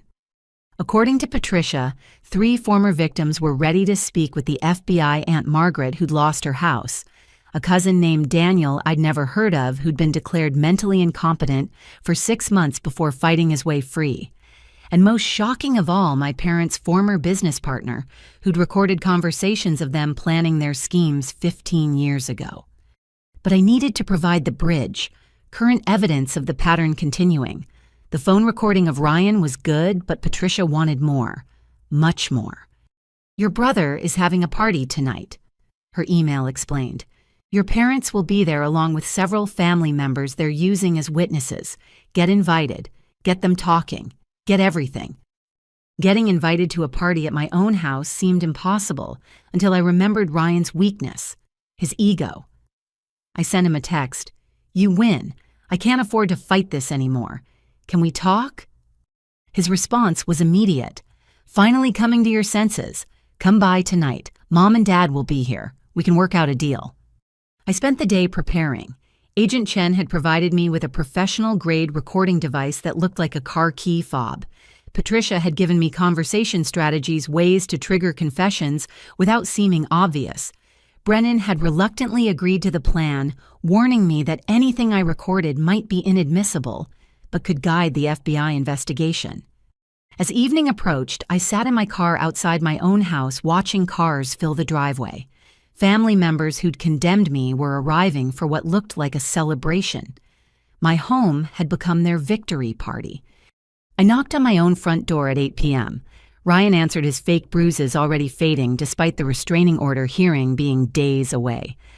"Tracy, come in, come in. Everyone's here. Well, everyone who matters." The scene inside was surreal. My aunts and uncles were scattered throughout my living room, drinking my wine, eating off my plates. My parents held court near the fireplace, my mother wearing jewelry I recognized from my grandmother's collection. Pieces that had supposedly been lost years ago. "Tracy, darling." My mother embraced me as if the last weeks hadn't happened. "I'm so glad you've come to your senses. This fighting was tearing the family apart." "I just want it to stop," I said truthfully. "I'm tired." "Of course you are," my father said, putting his arm around me. "You've been under so much stress. Working those long hours, living alone, trying to handle everything yourself. No wonder you've been struggling." I let them guide me to the couch, playing the broken daughter perfectly. Around us, family members watched with satisfaction, seeing their narrative confirmed. "So what happens now?" I asked. "Well, first we need to address the restraining order situation," my mother said smoothly. "Ryan's willing to drop it if you agree to some basic conditions, just to ensure everyone's safety and well-being." "What conditions?" Ryan produced a folder. They'd actually prepared documents for this moment. "Nothing major, just agreeing to let me stay here as long as I need covering basic expenses and giving Mom and Dad emergency access to your accounts. You know, in case something happens to you." "Emergency access. You work such dangerous hours," my father explained. "What if you're in an accident? Someone needs to be able to handle your affairs, pay your mortgage, manage your bills. It's just practical." I pretended to consider it, then shook my head. "I don't know. This seems like a lot." "More than losing your house?" Ryan asked. "More than losing your career?" "Come on, Tracy, you're supposed to be smart. You can't win this. I've got injuries, witnesses, documentation. You've got conspiracy theories about your loving family." "He's right, you know," Uncle Stuart chimed in. He'd clearly been drinking heavily. "Just give up Tracy. Your parents have been planning this for months, ever since you refused to help with their investment opportunity last year." My mother shot him a sharp look, but the damage was done. I filed that information away while maintaining my defeated expression. "What investment opportunity?" "Nothing dear," my mother said quickly. "Stuart's confused. Too much wine." But Stuart was on a roll. Confused, I'm not the one pretending Ryan got beat up, though that makeup job was pretty good. "Where'd you learn that trick, Sandra?" The room went silent. My mother's mask slipped for just a moment, revealing cold fury beneath. "I think you've had enough, Stuart," my father said firmly. "Maybe you should head home." "Maybe I should—" Stuart stood unsteadily. "But Tracy deserves to know what she's up against. They did this to cousin Daniel, you know. Poor kid spent 6 months in a psychiatric facility before his lawyer figured out the whole thing was based on forged documents. Cost him everything fighting it." "Stuart, that's enough," my mother snapped. "Is it? How much did you make off Daniel anyway? 50,000, 60. And Margaret's house? That was worth, 300,000. Not bad for a few forged signatures and some crocodile tears." My father stood physically positioning himself between Stuart and the rest of us. "You're drunk and talking nonsense. Tracy doesn't need to hear your conspiracy theories." "Conspiracy theories?" Stuart laughed bitterly. "That's rich coming from the king and queen of conspiracies. Hey, Tracy, ask them about Grandpa Morrison's missing money. Ask them why he died in a state facility when he'd saved for 40 years for a nice retirement." "Get out!" My mother's voice was ice. "Now!" Stuart looked at me with bloodshot eyes. "They're going to destroy you, kid. Just like they destroyed everyone else who had something they wanted. But at least now you know." He stumbled toward the door, then turned back. "Oh, and Ryan. Next time you fake injuries, remember that bruises don't fade evenly. Real ones leave a pattern. Makeup just smears." After he left, the room was thick with tension. Family members avoided eye contact, suddenly very interested in their drinks or phones. The mask had slipped, and everyone had seen what was underneath. "Well," my mother forced a laugh, "Stuart always was the dramatic one. Pay no attention to his ramblings, Tracy. Now, about those documents—" "I need some air," I said, standing up. "This is a lot to process." "Of course, dear. Take your time. We'll be here." I stepped onto my back porch, my mind racing. Stuart's drunken revelations had given me more than I'd hoped for. But I needed more specific admissions, and I needed them from the primary players. Ryan joined me a few minutes later, beer in hand. "Sorry about Uncle Stuart. He's always been jealous of Mom and Dad's success."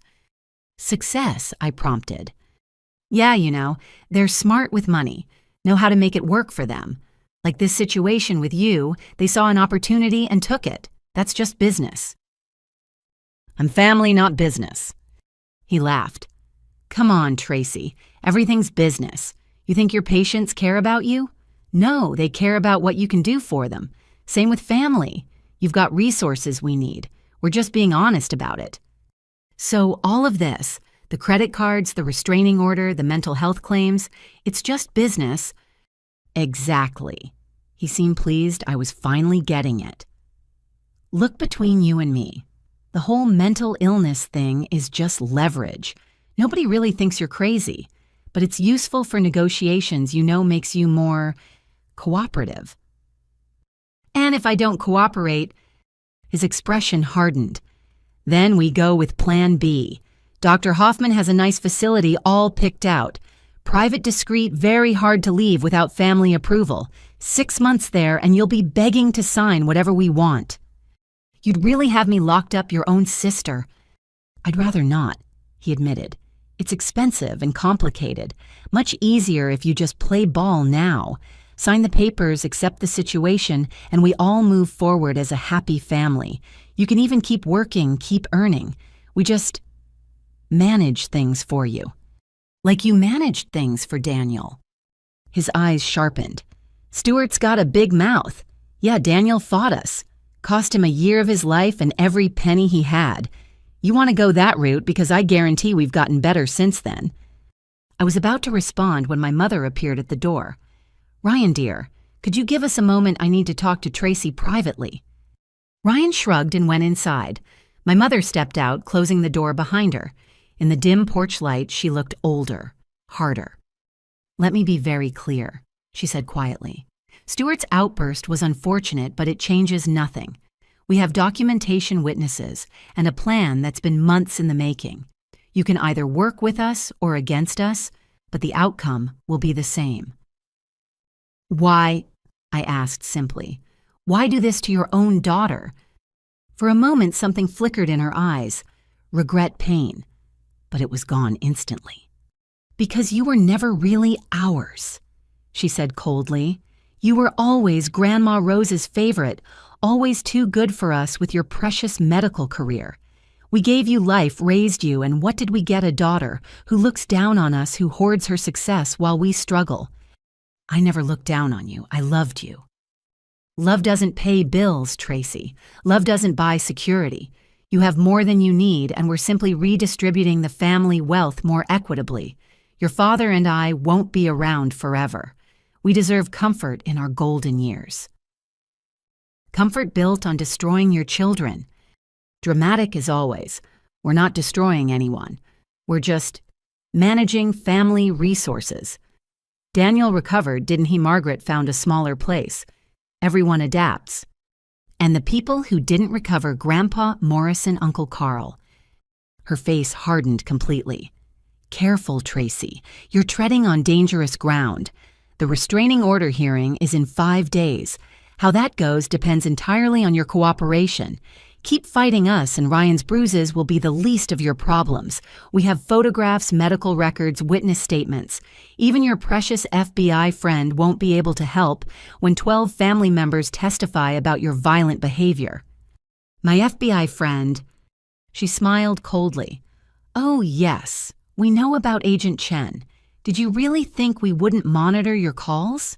Your new phone isn't as secure as you think. We know you're trying to build a case, but sweetheart, we've been doing this longer than you've been alive. Every move you make, we've already countered. My blood ran cold. If they knew about the FBI, knew about my plans. Don't look so shocked, she continued. We're not amateurs. Your father has connections you can't imagine. That FBI investigation, it'll go nowhere.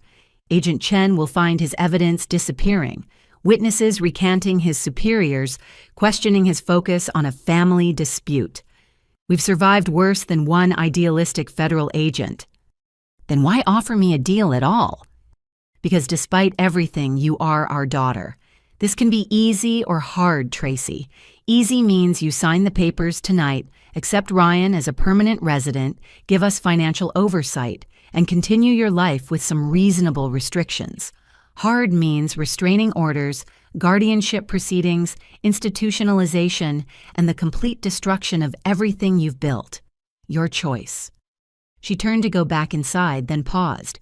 Oh, and that recording device in your pocket, the one that looks like a key fob, it hasn't been working since you walked in. Your father has a signal jammer in the living room. Like I said, we're not amateurs. She left me standing on my own porch, reeling from the revelations. They knew everything, had countered everything, were 10 steps ahead at every turn. But as I stood there in the darkness, I realized something. Their confidence, their need to explain their superiority, their assumption that they'd won. It was their weakness. Because while they'd been focused on the recording device Patricia had given me, they'd forgotten about the one Agent Chen had provided. The car key fob was a decoy. The real recorder was in my shoe, still running, still capturing every word. I went back inside, played the defeated daughter for another hour, then left with promises to think about their offer. As I drove away, I called Agent Chen from a payphone. They know about you, I said, without preamble. They're monitoring my communications. They have a signal jammer they knew about the recording device. Good, he said, surprising me. Let them think they're winning. Ms. Morrison, we've been investigating your parents for longer than 3 years. We know about their connections, their methods, their confidence. What they don't know is that Stuart isn't as drunk as he seemed tonight, and he's been wearing a wire for the last 6 months. The revelation hit me like lightning. Stuart's working with you. Your parents destroyed his retirement savings 5 years ago. He's been playing the bitter drunk ever since staying close, gathering evidence. Tonight's outburst calculated to make them reveal more. And from what we heard, it worked perfectly. You heard, but the signal jammer blocked consumer-grade devices, not federal equipment. We have every word from tonight, including your mother's admissions and Ryan's threats about psychiatric facilities. Combined with the evidence Patricia's been providing and the testimony of previous victims, we have enough to move forward. So what happens now? Now we let them think they've won. The restraining order hearing will proceed as planned. Let them present their false evidence, commit perjury, dig themselves deeper. Because the moment that hearing ends, we'll be ready with federal warrants. Wire fraud, identity theft, conspiracy, elder abuse. Your parents are looking at 20 years minimum. Ryan's looking at 10 to 15. And my house, my job, my life will be restored. The restraining order will be vacated once they're arrested. The credit fraud will be prosecuted. Your suspension will be lifted once it's clear you were the victim, not the perpetrator. It won't be easy or quick, but you'll get your life back. I sat in my car processing everything. The game wasn't over. In fact, the real game was just beginning. My family thought they'd won, thought their experience and connections made them untouchable. They were about to learn that 30 years of getting away with crimes had made them comfortable, sloppy, overconfident, and that would be their downfall. As I drove back to the hotel, I allowed myself a small smile. They'd taken my house, my job, my family's trust, but they'd given me something more valuable, the evidence and allies needed to stop them permanently. The gathering had been their victory party. It would also be the last free celebration they'd ever have. The morning after the party, I woke to find 17 missed calls on my burner phone. Not from my family, but from a number I didn't recognize. The voicemails were increasingly frantic, all from the same woman. "Tracy, this is Janet Rodriguez. I'm Daniel's ex-wife. I heard what your family's doing to you. Please call me back. I have information you need." Daniel. The cousin Stuart had mentioned who'd been institutionalized. I called Patricia first. Janet's legitimate, Patricia confirmed. She tried to help Daniel fight your parents 6 years ago. Lost everything in the process. Her savings, her marriage, her faith in justice. If she's reaching out now, it's significant. I met Janet at a diner 2 towns over. She looked exhausted, worn down by years of fighting a battle she'd lost, but her eyes were sharp, determined.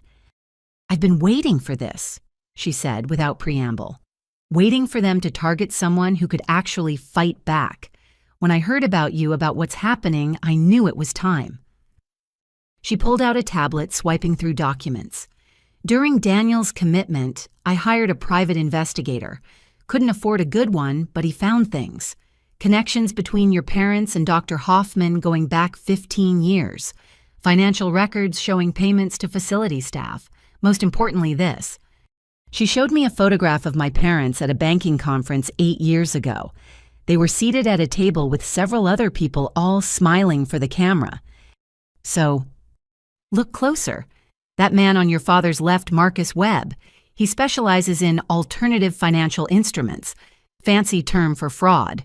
The woman next to your mother, Linda Garrison. She runs a company that creates synthetic identities for credit repair. These are their partners, Tracy. Your parents aren't just con artists. They're part of an organized network." My mind reeled. How big is this network? I don't know. My PI disappeared when he started digging deeper. Just vanished one day, left all his files behind. But I kept everything. When the FBI contacted me last month, I gave them copies. But Tracy, there's something else. Something that might help you immediately. She pulled out another document. Dr. Hoffman's psychiatric facility. It has a pattern. Patients admitted for family-related stress disorders who coincidentally sign over financial power of attorney within weeks of admission. At least 12 cases in the last decade, all referred by the same small group of doctors, all with family members who suddenly came into money after the commitment. So it's not just about me. It was never just about you. You're the latest target, but this is a business model. Identify family members with assets, create documentation of mental illness, institutionalize them, drain their resources. It's brilliant in its evil. Why didn't anyone stop them before? Janet's face darkened. They tried. A journalist started investigating 3 years ago. Car accident. A social worker noticed the pattern. Suddenly transferred out of state. A judge questioned one of the commitments. Retired early after a scandal about bribes that was never proven but destroyed his reputation. These people don't just steal money, Tracy. They destroy anyone who threatens their operation. The weight of what I was facing hit me full force. This wasn't just my parents running a con. This was organized crime wrapped in family dysfunction. "So why are you talking to me? Aren't you afraid?" "I've already lost everything," Janet said simply. "Daniel never recovered. The medications they forced on him, the gaslighting, the months of being told he was crazy, it broke something in him. We divorced 2 years ago. He lives with his sister now, can barely function. Your parents didn't just steal his money, they stole his mind." "I'm sorry." "Don't be sorry, be angry, be smart, and be careful. I'm taking a risk meeting you, but Agent Chen promised protection if I testify. Are you recording this?" I showed her the device in my shoe. She smiled grimly. "Good. Then let me tell you what really happened to Daniel. Every detail I remember, every document I saved, every person who was involved. Because your restraining order hearing is in 4 days, and they're going to use the same playbook they used on him.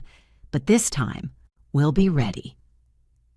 For the next 3 hours, Janet laid out the systematic destruction of her ex-husband, the falsified medical records showing paranoid behavior, The family members coached to provide specific testimony, the way Dr. Hoffman had interviewed Daniel for exactly 15 minutes before declaring him a danger to himself and others.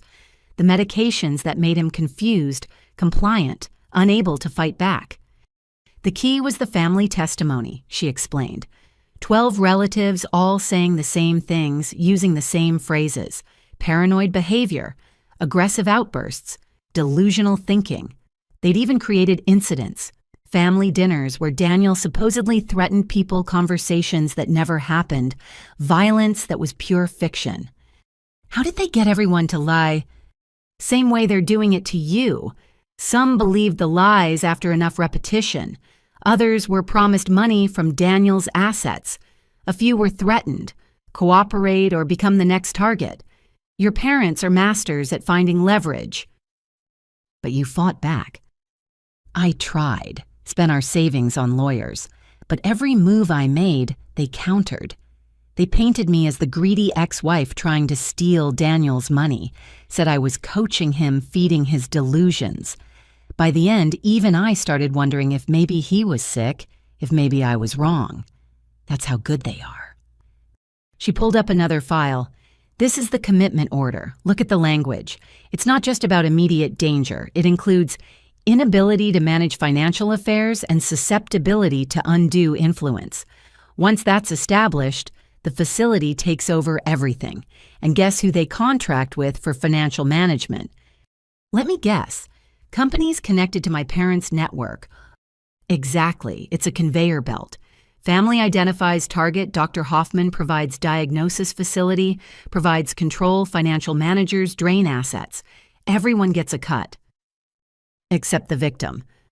The victim gets medication therapy for their delusions.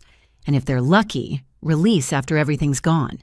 If they keep fighting, if they won't accept their illness, they stay longer. Daniel fought for 6 months before he broke. My phone buzzed. Text from my mother.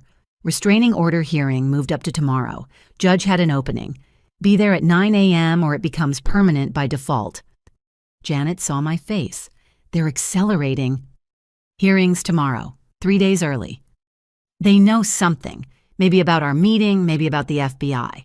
Tracy, you need to be prepared for anything tomorrow. They'll have their witnesses, their evidence, their tears. You'll look like the aggressor no matter what you say. Unless I don't fight it. She stared at me. What? Agent Chen said to let them commit perjury, let them think they're winning. If I fight aggressively, I play into their narrative. But if I show up looking broken, defeated, if I let them present their lies without much resistance... You give them rope to hang themselves, Janet finished. That's dangerous. If the restraining order becomes permanent, you lose access to your house, your possessions. They'll use that time to strengthen their position. Or to get overconfident and make mistakes. Janet, can you be at the courthouse tomorrow? Not inside, that would be too obvious, but nearby. Why? Because you know their playbook. If you see them deviating, if you spot something I might miss, you can alert Agent Chen. Be my eyes outside while I'm trapped inside their performance. She nodded slowly. I'll be there. And Tracy. Whatever happens tomorrow, don't let them break you like they broke Daniel. The moment you start doubting yourself, wondering if maybe they're right, that's when they win.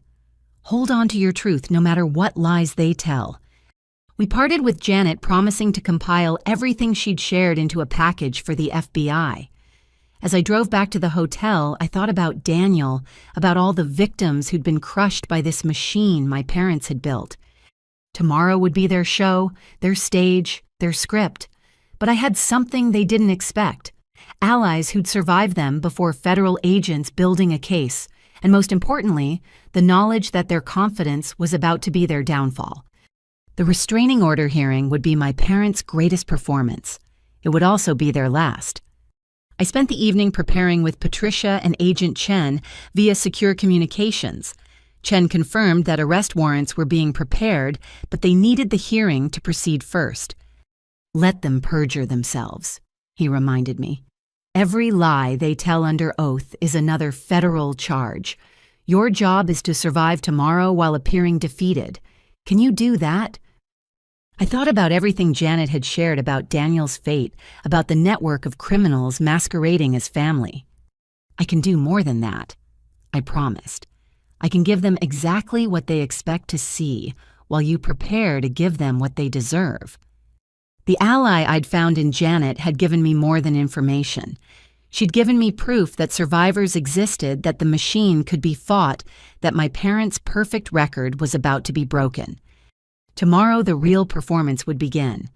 And for the first time since this nightmare started, I was ready for it. The courthouse was exactly as I'd imagined it would be. Cold, imposing, and filled with my family members who'd arrived early to show their support for Ryan. I counted at least 15 relatives in the hallway, all avoiding eye contact with me as I walked past. Janet was nowhere to be seen, but I knew she was close by watching. What I didn't expect was the woman who approached me just outside the courtroom. "Dr. Morrison, I'm Lisa Park from Channel 7 News. We received a tip about your case. Care to comment on the allegations that you've been violent toward your family?" A camera appeared from nowhere, its red light blinking. My parents had called the media. Of course they had. Public humiliation was just another weapon in their arsenal. No comment. I managed pushing past her into the courtroom. Inside the scene was carefully orchestrated. Ryan sat at the plaintiff's table, somehow managing to look both vulnerable and brave. My parents flanked him, my mother dabbing at her eyes with a tissue, my father's arm protectively around Ryan's shoulders. Their lawyer, a sharp-looking woman in her 50s, was arranging photographs on the table, the fake bruises displayed in glossy, dramatic detail. My lawyer, Brennan, looked grim as I sat beside him. "They filed additional evidence this morning," he whispered. 12 affidavits from family members, a psychological evaluation from Dr. Hoffman, and security footage from your house showing you aggressively confronting Ryan. What footage? That never happened. Apparently it did, or at least something they've edited to look like it did. Tracy, this is bad. Judge Martinez is known for taking family violence seriously.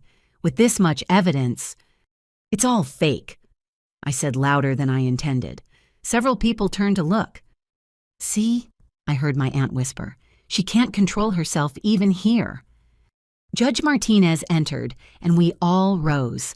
She was younger than I'd expected, with sharp eyes that took in everything. As she reviewed the case file, her expression grew increasingly serious. "This is a hearing for a permanent restraining order," she began. "Mr. Ryan Morrison alleges that his sister, Dr. Tracy Morrison, has engaged in a pattern of violence and threats that make him fear for his safety. Mr. Morrison, you may present your case." Ryan's lawyer stood, her voice dripping with professional sympathy. "Your Honor, what we have here is a tragic case of sibling violence exacerbated by mental health issues. My client has been subjected to repeated physical assaults, verbal threats, and psychological torture by his sister, who resents his presence in what she considers her house." The lies flowed smoothly. According to their version, I'd attacked Ryan unprovoked, multiple times threatened to poison his food, tried to push him down the stairs, and made detailed threats about making him disappear. Each allegation was supported by witness statements, photographs, even a video that showed someone who looked like me shoving someone who looked like Ryan. "The family has tried to intervene," the lawyer continued, "but Dr. Morrison refuses to acknowledge her behavior. She's made wild accusations against family members who only want to help, including claims that her loving parents are somehow conspiring against her. Classic paranoid ideation, according to Dr. Hoffman's evaluation." Dr. Hoffman took the stand, his credentials impressively recited despite having lost his license. No one mentioned that part. He spoke eloquently about stress-induced psychosis and violent ideation in high-achieving individuals who feel their control slipping. "In my professional opinion," he concluded, "Dr. Morrison poses a significant threat not only to her brother, but to anyone she perceives as threatening her worldview. She needs immediate intervention before someone gets seriously hurt." Then came the family parade. Aunt Helen testified about my aggressive behavior at family gatherings. Uncle Marcus described my paranoid rants, about identity theft. Cousin Lisa cried as she recounted how I'd threatened her when she tried to help resolve the situation. Each testimony was perfectly crafted, hitting the same themes. I was violent, delusional, dangerous. They'd rehearsed well, though I noticed some of them stumbling over specific phrases as if reciting from a script they'd memorized. My mother's testimony was the masterpiece. She sobbed through her account of trying to help her troubled daughter, of watching me spiral into madness, of fearing for Ryan's life. I love both my children. She wept. But Tracy needs help we can't provide. This restraining order might be the wake-up call she needs to seek treatment. I pray every night that my daughter will come back to us the real Tracy we used to know. Judge Martinez turned to me. Dr. Morrison, you may respond to these allegations. Brennan stood, but I put my hand on his arm. I'd like to speak for myself, Your Honor. He looked alarmed, but sat down. I stood slowly, feeling every eye in the room on me. Your Honor, I understand how this looks. My family has presented compelling evidence of violence and mental illness. Any reasonable person would be convinced. I certainly would be in your position.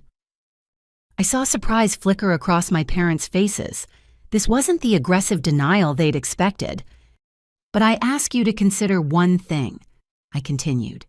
If I were truly violent, truly dangerous, would my brother still be living in my house?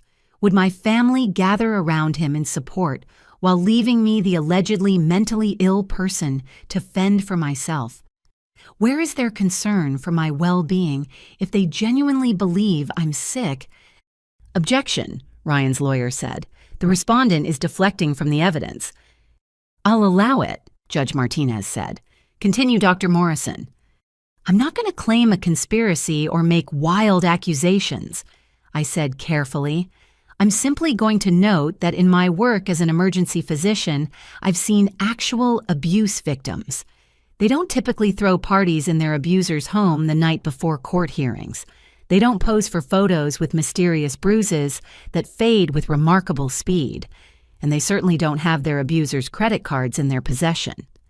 Your Honor, Ryan's lawyer interrupted, Dr. Morrison is doing exactly what Dr. Hoffman predicted, creating an alternate narrative to avoid responsibility. But I saw something in Judge Martinez's eyes, a flicker of interest, maybe doubt. Do you have evidence to contradict what's been presented? She asked me directly. I have questions, I replied. Why did my brother change his address to my house 2 weeks before allegedly being assaulted?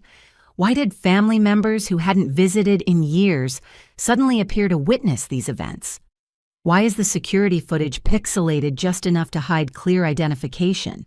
And why, if I'm so dangerous, has no one called Adult Protective Services or sought a psychological hold? They've had multiple opportunities.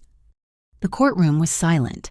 My mother's tears had stopped, and she was watching me with calculation. Furthermore, I continued, I noticed Dr. Hoffman managed to evaluate me without ever meeting me.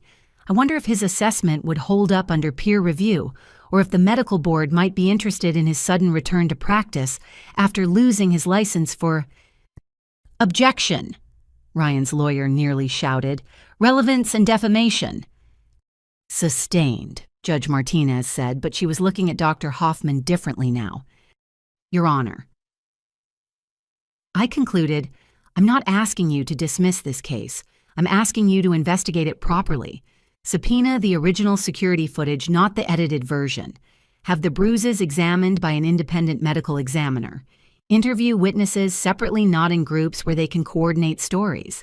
And maybe ask why a man too afraid to be near me is comfortable enough to use my credit cards for a shopping spree. Ryan's face flushed.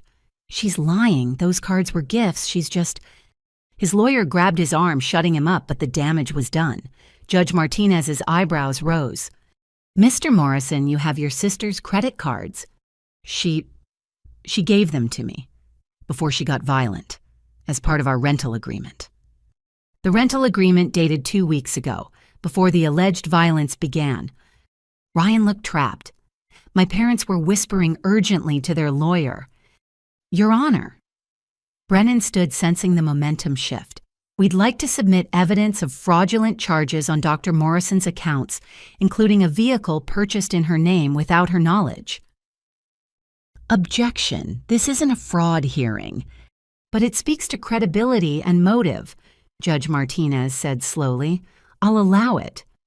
The next 30 minutes were beautiful chaos. Brennan presented evidence of the credit fraud, the forged signatures, the suspicious timing of everything. Ryan's lawyer fought every point, but the seed of doubt had been planted. Then my phone buzzed, a text from Janet. Check the hallway. Now. Your Honor, I said. May I request a brief recess? I believe there's a witness outside who's afraid to enter. Judge Martinez looked annoyed but curious. 5 minutes. I rushed to the hallway to find Daniel standing there, Janet's ex-husband, the cousin who'd been destroyed by my parents 6 years ago. He looked fragile, but determined.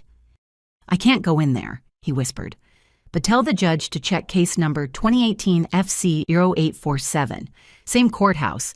Same judge who signed my commitment order is in there right now as a witness. Uncle Marcus. He's not a doctor, but he signed medical opinions in my case.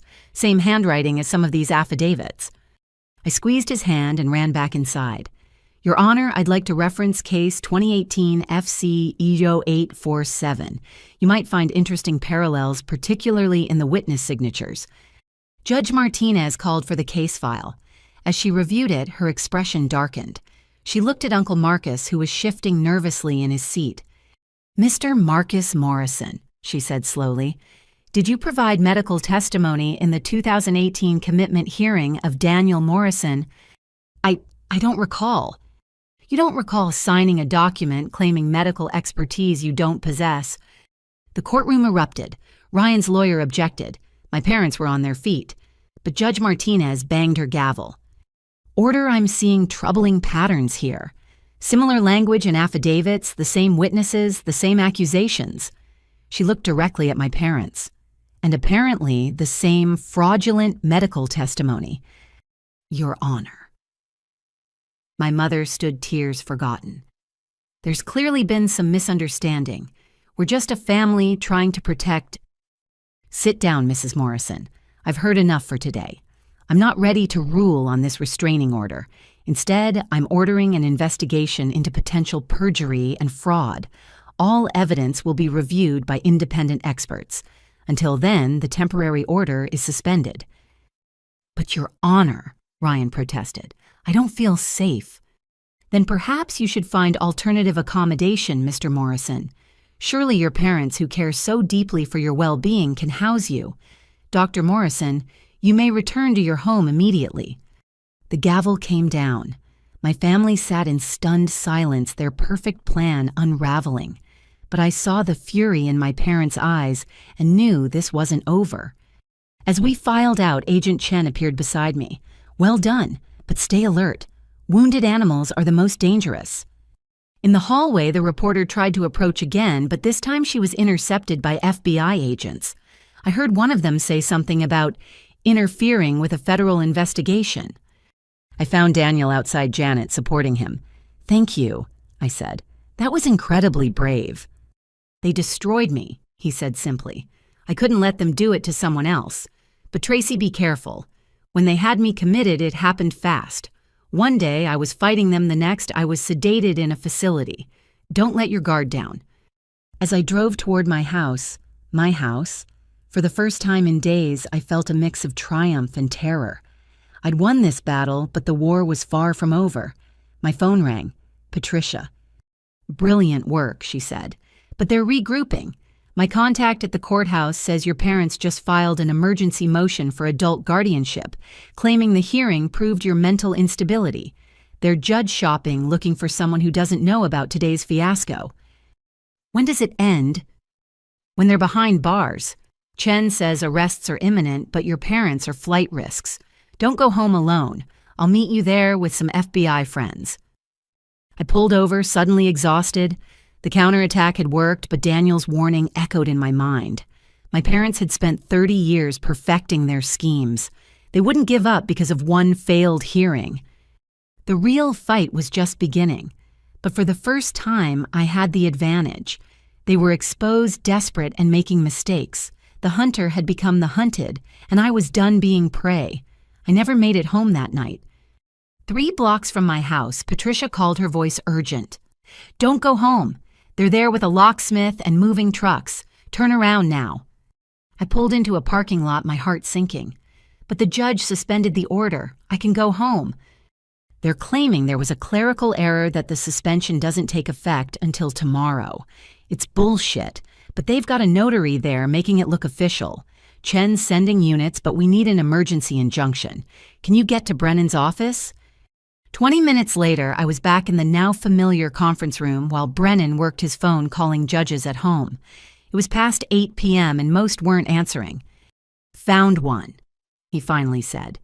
"Judge Thompson will hear us in an hour. But Tracy, your parents filed their guardianship petition an hour ago.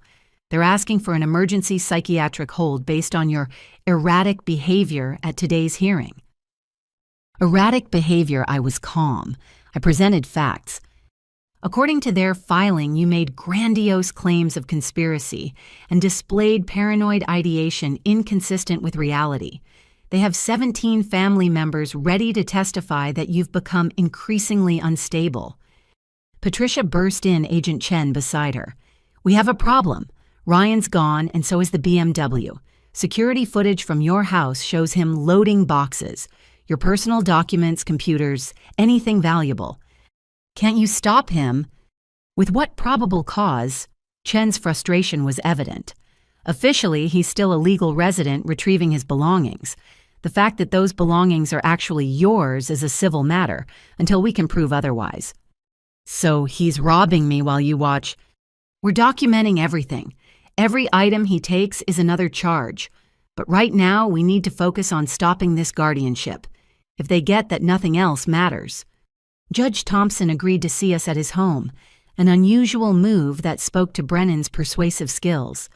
The elderly judge listened patiently as we laid out the day's events and the emergency situation. "This is quite the family drama," he said finally. "But I've reviewed Judge Martinez's notes from today. She has serious concerns about fraud and perjury. Based on that, I'm granting an emergency injunction preventing any change to Dr. Morrison's property or status until a full investigation is complete." "Your Honor." Brennan pressed, "What about the guardianship petition?"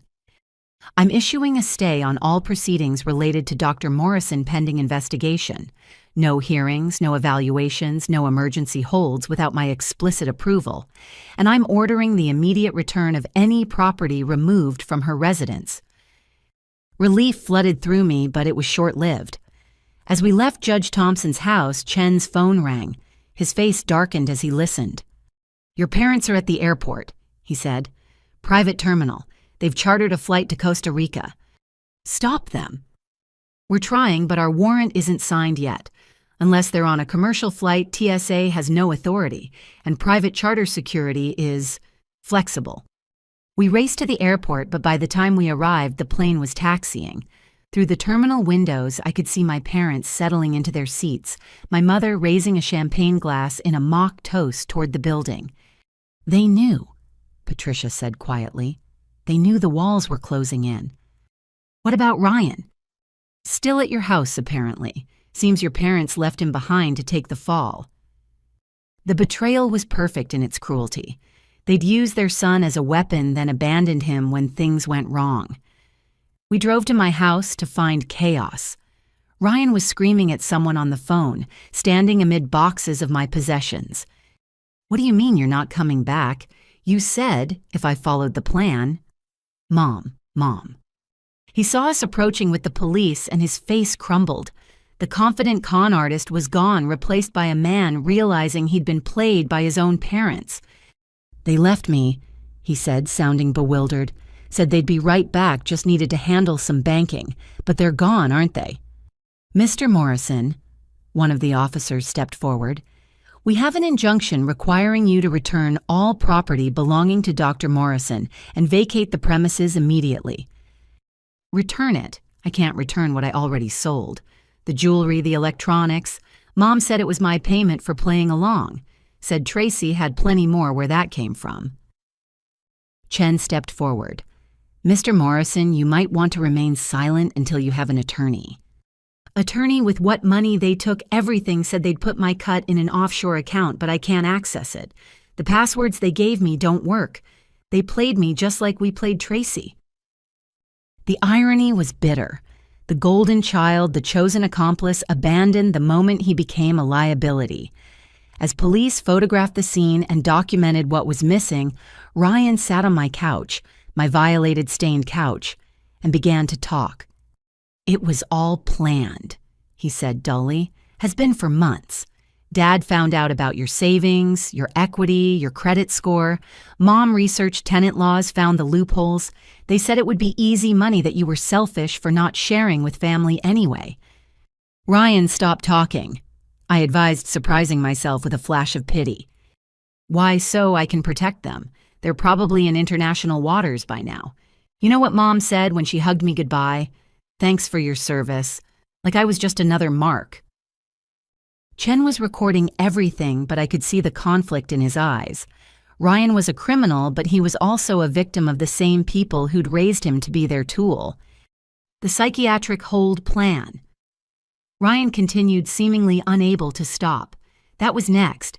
Dr. Hoffman has a facility in Nevada, specializes in family intervention therapy. Once you were there, Mom had documents ready. Power of attorney, property transfers, even a will. All perfectly legal once you were declared incompetent. The same thing they did to Daniel. Daniel fought too hard. That's why he broke. You were supposed to be smarter, supposed to negotiate compromise, but you kept fighting. Dad said you were just like Aunt Patricia, too stubborn to know when you were beaten. Over the next hours, as my house was processed as a crime scene, the full scope emerged. My parents had been planning this for over a year. They'd researched every aspect of my life down to my work schedule and the brand of coffee I drank. They'd cultivated relationships with family members specifically to use as witnesses. They'd even planted subtle suggestions about my stress and mood changes, months in advance, laying groundwork for the mental illness narrative. The FBI investigation, Ryan said at one point. They knew about it for weeks, had someone on the inside feeding them information. That's why they accelerated everything. The restraining order hearing was supposed to be their checkmate, but you turned it around, so they activated the backup plan. Take what they could and run. Inside source at the FBI? Chen's voice was sharp. Someone in records, not an agent, just admin staff. Paid them for updates on any investigations involving the family. Mom always said information was more valuable than money. By dawn, my house was mine again, though it felt violent and foreign. Ryan was in custody, charged with fraud, identity theft, and burglary. He'd waived his right to an attorney, seeming almost relieved to be arrested. At least in prison, I'll know where I stand, he said as they led him away. No more pretending to be family. Chen stayed behind after everyone left. Your parents will be caught, he assured me. Costa Rica has an extradition treaty. It might take time, but they'll face justice.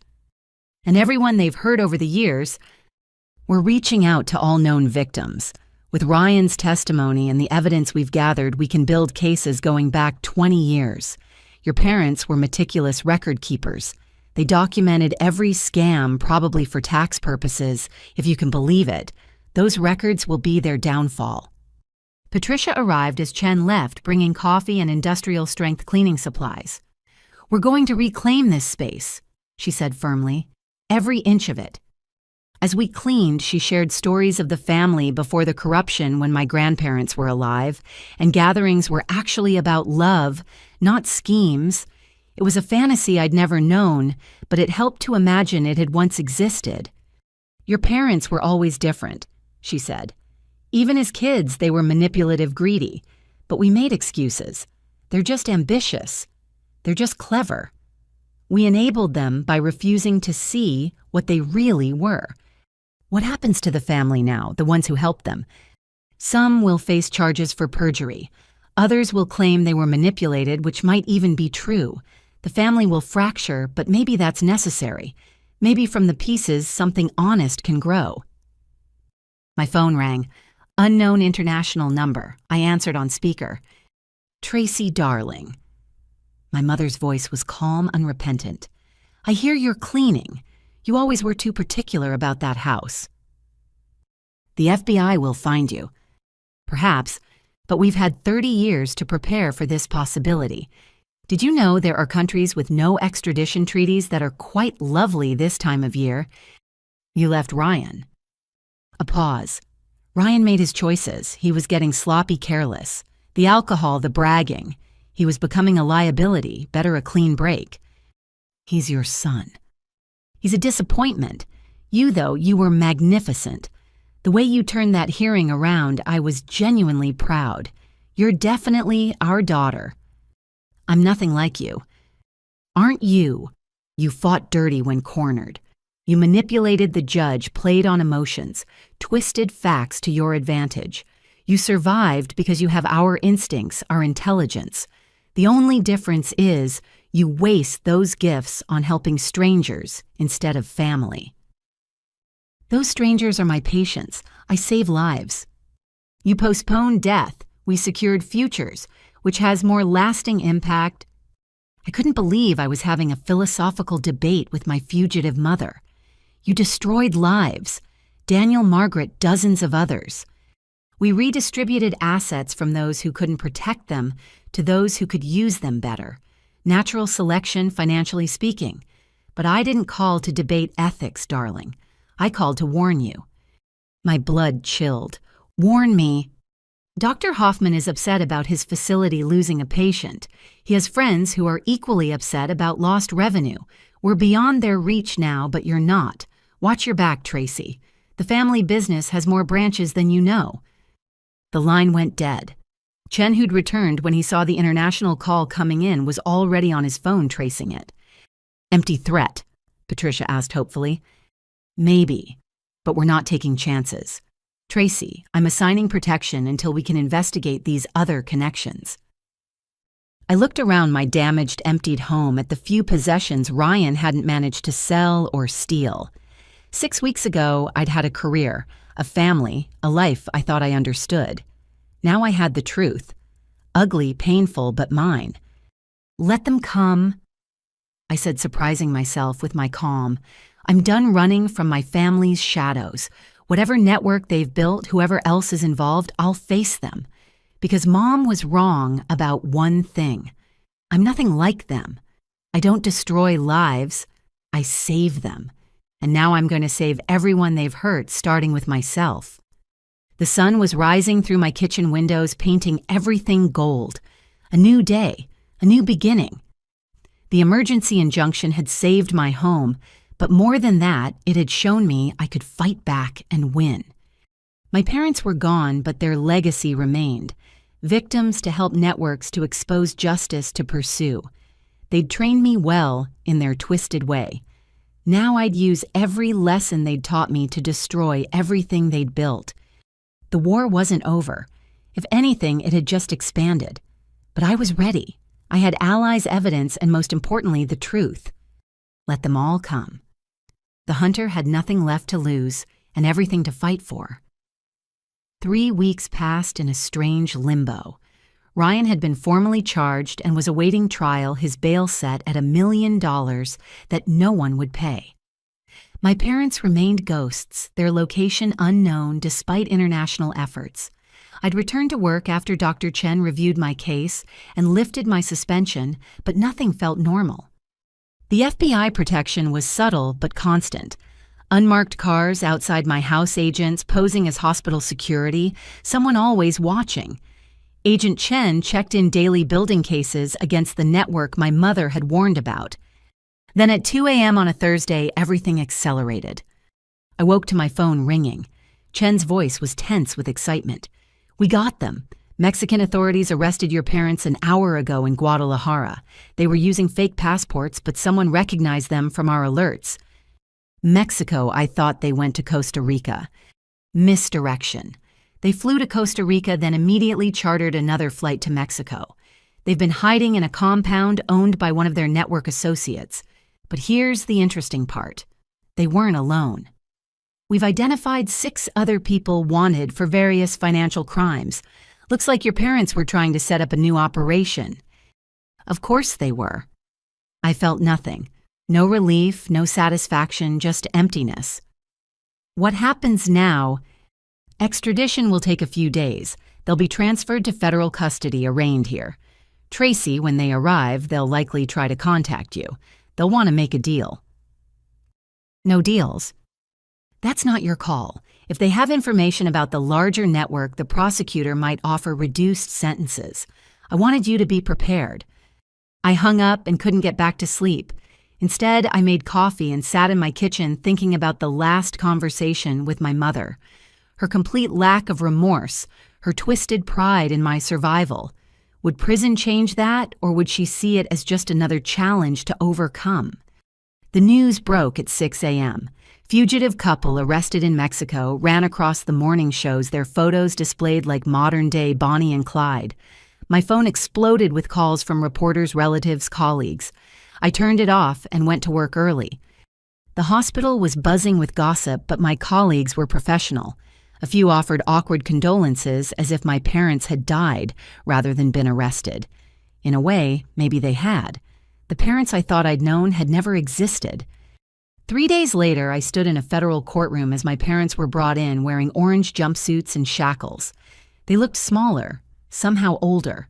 My father's perfect posture was gone, replaced by a defeated slouch. But my mother's eyes were as sharp as ever, scanning the room, cataloging threats and opportunities.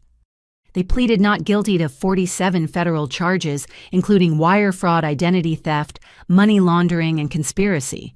Bail was denied. Flight risk, the judge said, which almost made my mother smile. As they were led out, my mother caught my eye. "We need to talk," she mouthed. That afternoon, Brennan called. "Your parents' attorney reached out. They want a meeting. Family only, they said." "Absolutely not." "I agree. But Tracy, they claim to have information about threats against you. Say they'll only share it with you directly." It's manipulation. Everything with them is manipulation. Probably, but the FBI is taking the threat seriously. There have been developments. What developments? 2 of Dr. Hoffman's associates were arrested yesterday trying to break into your house. They had syringes filled with sedatives and paperwork for involuntary commitment. Seems they planned to take you to Nevada regardless of legal authority. My blood ran cold. They were going to kidnap me. That's one word for it. The FBI thinks someone in the network ordered it. Revenge for disrupting their operation. Your parents might know who. 2 hours later, against every instinct, I sat in a federal detention center interview room. My parents were brought in separately. Standard procedure to prevent coordination. I'd see my mother first. She sat across from me, hands folded calmly despite the cuffs. "Hello, darling. You look tired." "What do you want?" "To protect you, believe it or not. What we built, it's bigger than you realized. People are angry about the disruption. They blame you. People you brought into my life? True. But that doesn't change the current danger. There's a man, Vincent Caruso. He runs the West Coast operation. Hoffman was just middle management. Caruso lost millions when the Nevada facility was raided after Ryan's arrest. He holds grudges. And you're telling me this, why? Because despite everything, you're my daughter. I brought you into this world. I won't let Caruso take you out of it. How touching. What do you want in exchange? She smiled, the first genuine expression I'd seen. You know me so well. Reduce sentences for cooperation. Your father and I have records, names, account numbers. 30 years of evidence that could bring down the entire network. You kept records that could implicate you. Insurance, darling. In our business, trust is a liability. We documented everything in case our partners ever turned on us. Ironic that it's useful now. I won't advocate for you. You destroyed lives. We destroyed no one who wasn't complicit in their own downfall. Greed made them vulnerable. We just exploited existing character flaws. Daniel wasn't greedy, he just trusted family. Something flickered in her eyes. Regret. Daniel was collateral damage. I'm not proud of that. He fought harder than anticipated, required stronger measures. It was messy. Messy, you destroyed his mind. And I'm offering to prevent the same happening to you. Caruso has judges, doctors, police in his pocket. Your FBI protection won't last forever, but I can give them enough to dismantle his operation entirely. In exchange for what a slap on the wrist, 20 years instead of life. Your father and I would be in our 80s when released, hardly a slap on the wrist. I stared at this woman who'd given birth to me, raised me, and then tried to destroy me. Did you ever love me? Either of us? Love. She considered the word like a foreign concept. I was proud of you. You exceeded expectations. But love is vulnerability, and we couldn't afford that. Though I suppose in the end you were our vulnerability anyway. We should have stuck to strangers. That's not love, that's regret over a failed investment. Perhaps, but it's all I have to offer. That and information that could save your life. The guard indicated time was up. As she stood, she paused. You asked if I ever loved you. Ask yourself this. Why did I call to warn you about Caruso? Why am I offering information now? Maybe I don't understand love the way you do, but I understand protection. You're my blood. That means something even to monsters like us. She was led away and my father was brought in. He looked worse than her jail already breaking him down. His hands shook as he sat. Tracy, his voice cracked. I'm sorry. No, you're not. I am. Not for what we did. That was just business. But for involving you and Ryan. That was miscalculated. Miscalculated? You tried to have me institutionalized. Your mother's idea. I wanted a simpler approach. Just the identity theft, some financial pressure. But she said you were too smart, would figure it out eventually. Better to be thorough, she said. She was usually right about these things. Usually? Clearly not this time. We underestimated you. Or maybe we trained you too well. Either way, we lost. You lost everything. Your freedom, your money, your family. The family was lost long ago, he said quietly. The moment we chose the first mark over honest work, everything after was just momentum. Then why continue? Why destroy so many lives? Because we were good at it. Because it was easier than admitting we'd become monsters. Because the money was addictive. Pick your reason. They're all true and all hollow. He looked at me with eyes that seemed suddenly clear. Your mother will give you names, numbers, details. Take them. Use them. Destroy what we built. It's the only useful thing we can offer you now. Why help me? Because in 20 years, when I walk out of prison, I'd like to think there might be something left to salvage. Some small piece of family that isn't built on lies. Naive, probably, but an old man needs hope. The guard moved to take him away. Dad. The word felt strange after everything. Was any of it real? Any memory, any moment when we were just family? He paused at the door. Your 8th birthday. You wanted a microscope. We couldn't afford it. We just lost everything in a deal gone bad. But your mother sold her wedding ring to buy it. You spent all day looking at pond water, telling us about the tiny worlds you'd discovered. For that day, we forgot about schemes and marks. We were just parents watching their daughter discover her calling. His voice broke. That was real. Then he was gone, leaving me with a memory I'd treasured now tainted by context. Even their love when it existed was transactional. A wedding ring for a birthday gift, a moment of normalcy paid for by pawned symbols of connection. Over the next days, my parents made good on their promises. They provided notebooks full of names, dates, financial records. The FBI had to assign an entire task force just to process the information. Caruso's network began falling like dominoes. Arrests in 6 states, frozen accounts in 12 countries, victims coming forward by the dozens. My mother was right about one thing: what they'd built was massive. A multi-generational con game that had stolen millions, destroyed hundreds of lives, corrupted entire institutions. And at the center of it all, my parents. the architects of misery who'd raised their children as accomplices. Ryan agreed to testify in exchange for a reduced sentence. During his deposition, he revealed something that shouldn't have surprised me, but did. "There was supposed to be another one," he said. "Another kid, I mean, between Tracy and me. Mom said the pregnancy was inconvenient, interfered with a long con they were running, so she took care of it. Said children were bad investments unless they could contribute to the business. Another ghost in our family's haunted history, a sibling who never existed because they couldn't be monetized. The trials would take months, maybe years. The network was fighting back with expensive lawyers and legal challenges, but the evidence was overwhelming, the testimonies damning. One by one, they would fall. I was in court when my parents were sentenced, 25 years each with possibility of parole in 20. They took it calmly as if they'd simply lost a business negotiation. As they were led away, my mother turned one last time. "Take care of yourself, darling," she said. "You're the only success we ever really had."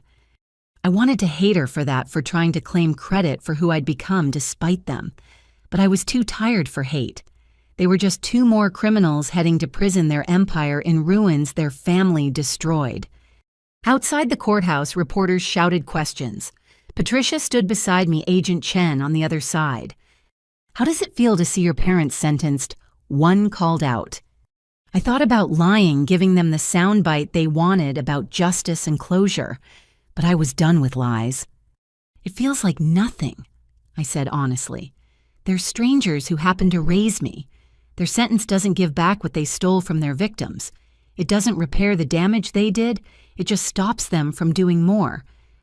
"Will you visit them?" "No, they made their choices. I've made mine. My life moves forward without them."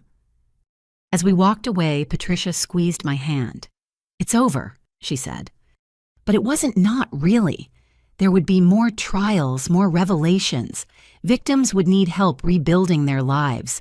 The corruption my parents had sown would take years to fully uproot. And somewhere in federal prison, two people who'd created me would spend decades contemplating their choices, probably still convinced they were just better at the game than everyone else. I returned to work, to my real family at the hospital, where we fought death, not each other. Where success meant saving lives, not stealing them. Where trust was earned and freely given, not a weakness to exploit. My parents had taught me many things: how to read people, how to survive betrayal, how to fight when cornered. But the most important thing they'd taught me was what not to become. In trying to make me like them, they'd created their opposite. Someone who knew exactly how much damage the wrong choices could do. Their arrest was just a chapter closing. My story, the one I was writing for myself, was just beginning. The call came 6 months after my parents' sentencing. Prosecutor Sarah Winters, a woman who'd become oddly familiar through countless preparation sessions, sounded unusually tense. "Tracy, we have a problem. Your parents' lawyers filed a motion claiming ineffective counsel. They're trying to overturn their plea deals." I set down my coffee, the morning suddenly colder. "On what grounds?" "They claim their original attorneys didn't properly inform them of the implications of their cooperation, that they were coerced by the threat of life sentences. It's bullshit, but Judge Hartley is actually considering it." "They can't be serious." "Oh, it gets better. They've hired new counsel, Richard Dalton." The name hit like a punch. Dalton was infamous, a legal shark who specialized in getting convictions overturned on technicalities.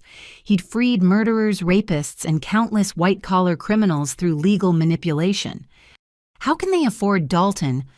That's the million-dollar question. Literally, someone's funding this, and we need to know who. Can you come in this afternoon? The federal building had become too familiar over the months. I knew which elevator made grinding noises, which security guard had a new grandchild, which vending machine actually worked. It was a bizarre domesticity, born of trauma. Sarah's office was chaos. Boxes of evidence, whiteboards covered in connecting lines like conspiracy theorist decorations. She looked exhausted. "Dalton filed 18 motions this morning," she explained, challenging evidence, demanding new hearings, claiming prosecutorial misconduct. He's throwing everything at the wall. But my parents confessed. They provided evidence. How can he challenge that? He's arguing they were under duress, that I threatened them with manufactured charges if they didn't cooperate, that their original lawyers were incompetent for not challenging the evidence properly. That's insane. That's Dalton. He doesn't need to be right, just create enough doubt for an appeal. And Tracy, there's something else. He subpoenaed you. For what? As a witness. He's claiming you were part of a conspiracy to frame your parents, that you worked with the FBI to manufacture evidence. He wants to put you on the stand and tear you apart. I felt the walls closing in again, that familiar suffocation of being trapped in my family's web. Can he do that? He can try. We'll fight it. But Tracy, I need to be honest. If this goes to trial, it'll be brutal. Dalton will dig into every aspect of your life, twist every action you took to protect yourself into evidence of conspiracy. He'll paint you as the villain and your parents as victims. So what do? We figure out who's funding this and why. Your parents burned a lot of bridges, but someone with deep pockets wants them free. Any ideas? I thought about the network the names my parents had provided. Most were arrested or under investigation, but Caruso. Vincent Caruso. He was the West Coast head, lost millions when the operation collapsed. Caruso's in federal prison, life without parole. But his organization isn't. My mother warned me he held grudges, had resources. What if he's funding this to get my parents out so they can rebuild? Sarah made a note. It's possible. Or someone else from the network who escaped our net. I'll have the FBI's Financial Crimes Unit trace Dalton's retainer. In the meantime, we need to prepare for the worst. The next weeks were a blur of preparation. I met with Sarah daily, reviewing every interaction with my parents, every piece of evidence, every decision I'd made during those horrible months. Dalton's team, meanwhile, was conducting their own investigation. Patricia called one evening, her voice shaking. Tracy, I was visited by a private investigator today. He was asking about our meetings during your parents' scheme. Wanted to know if you'd ever discussed framing them.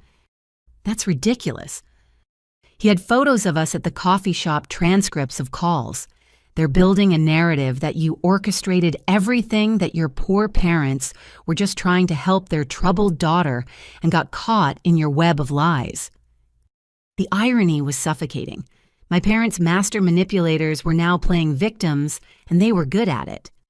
Agent Chen was equally frustrated. Dalton's filed Freedom of Information requests for everything.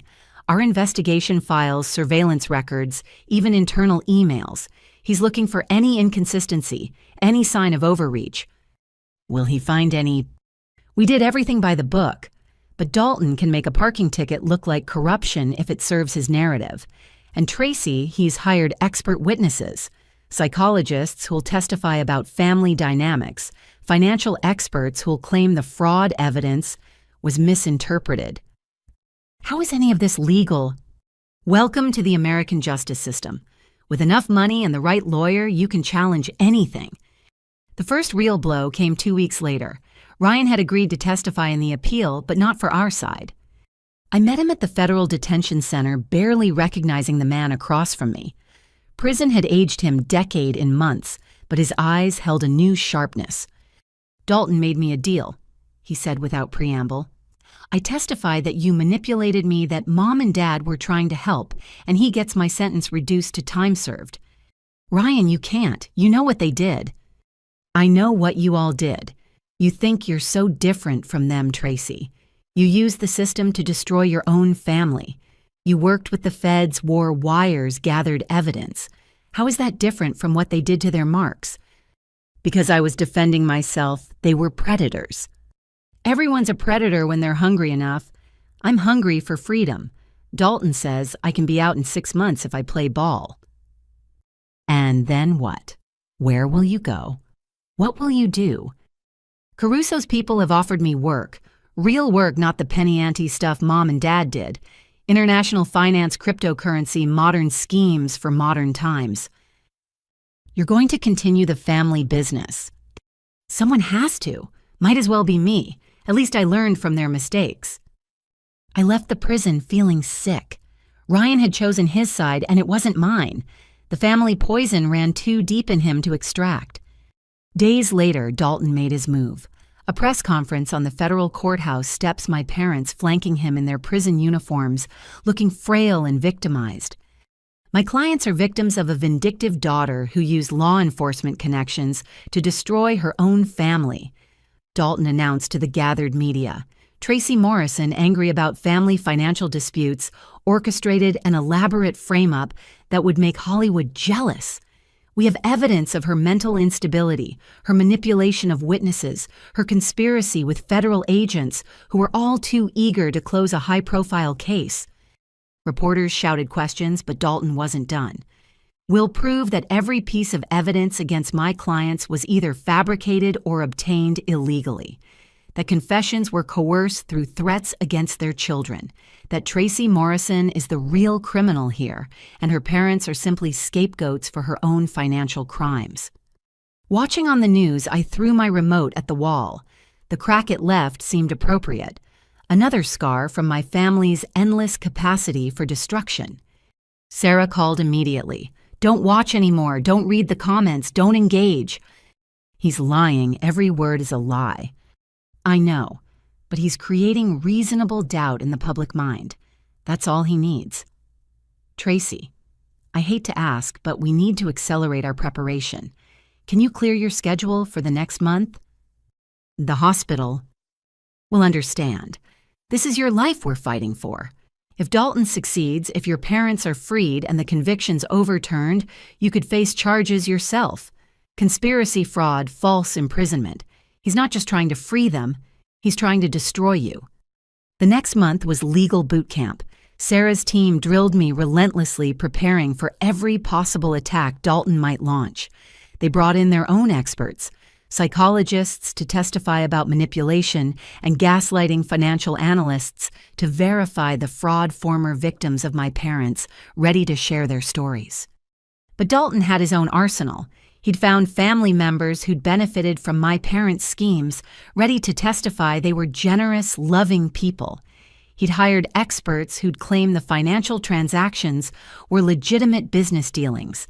Most damaging, he'd gotten sealed juvenile records that painted me as a troubled teen, records I didn't even know existed.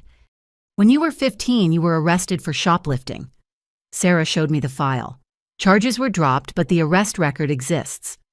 That wasn't, yes, but the memory flooded back. My parents had sent me into a store to steal electronics while they created a distraction. When I was caught, they'd acted shocked, disappointed. My parents made me do it. It was part of a scheme. Can you prove that? Of course not. I was 15. I didn't know to gather evidence against my own parents. Then Dalton will use it to show a pattern of criminal behavior that predates any alleged abuse. He'll claim you learned to steal from them, then turn those skills against them. Every day brought new revelations, new twists of truth into lies. Dalton was a master at reframing reality, taking facts and spinning them into an alternate narrative where my parents were heroes and I was the villain. Patricia, bless her, tried to help by gathering support from other family members who'd seen through my parents. But many were too scared to testify, fearing they'd become targets.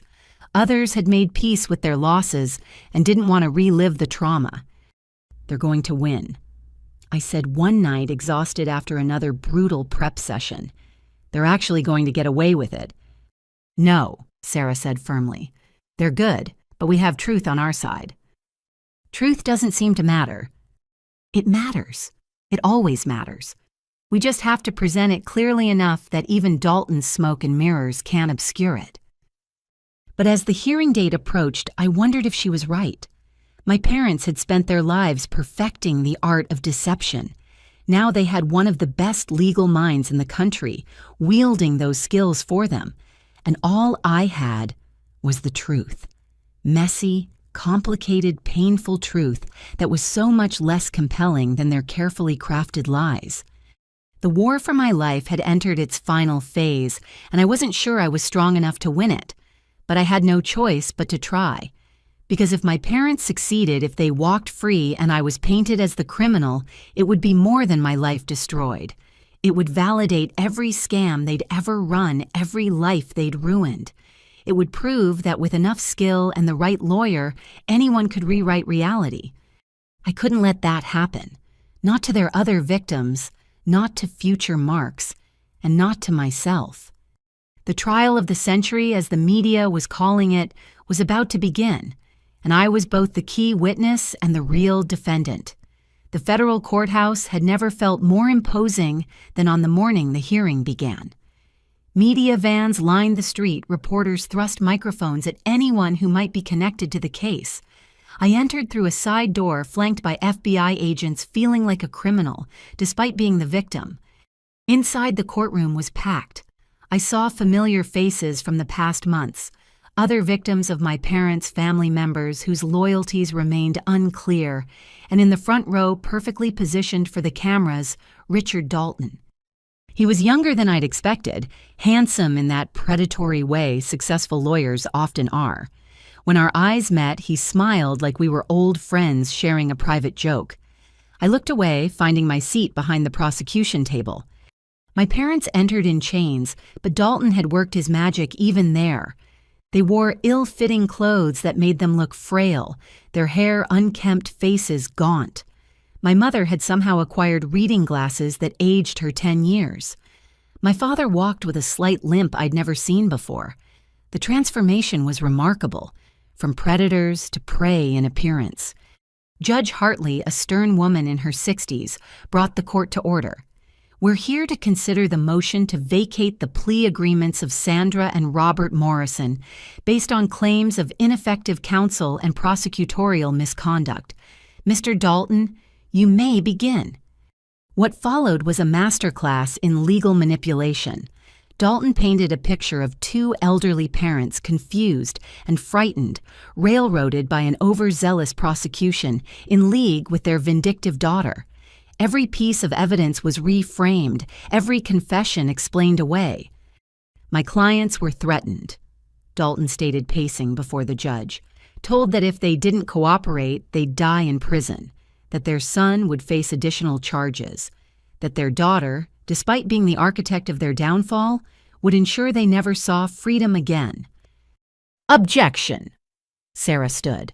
There's no evidence of any threats.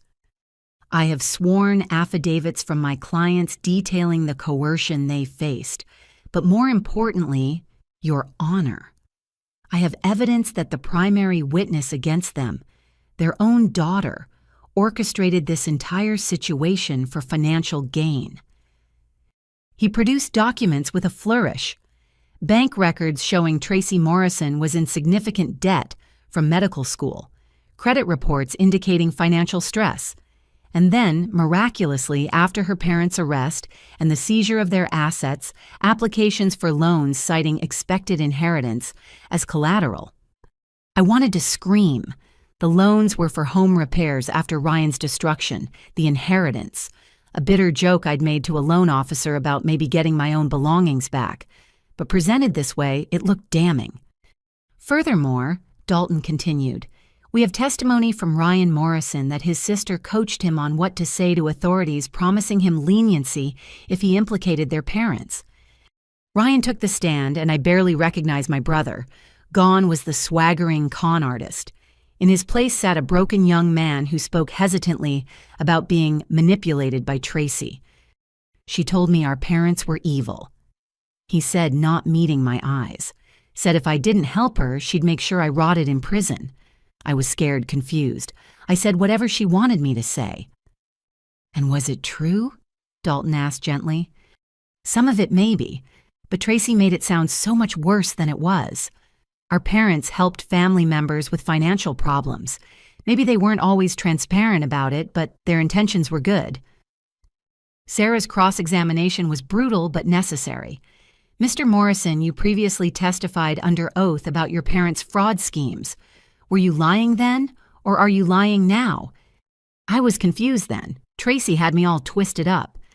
You were recorded discussing the schemes. Was Tracy ventriloquizing for you? Those recordings were edited, taken out of context.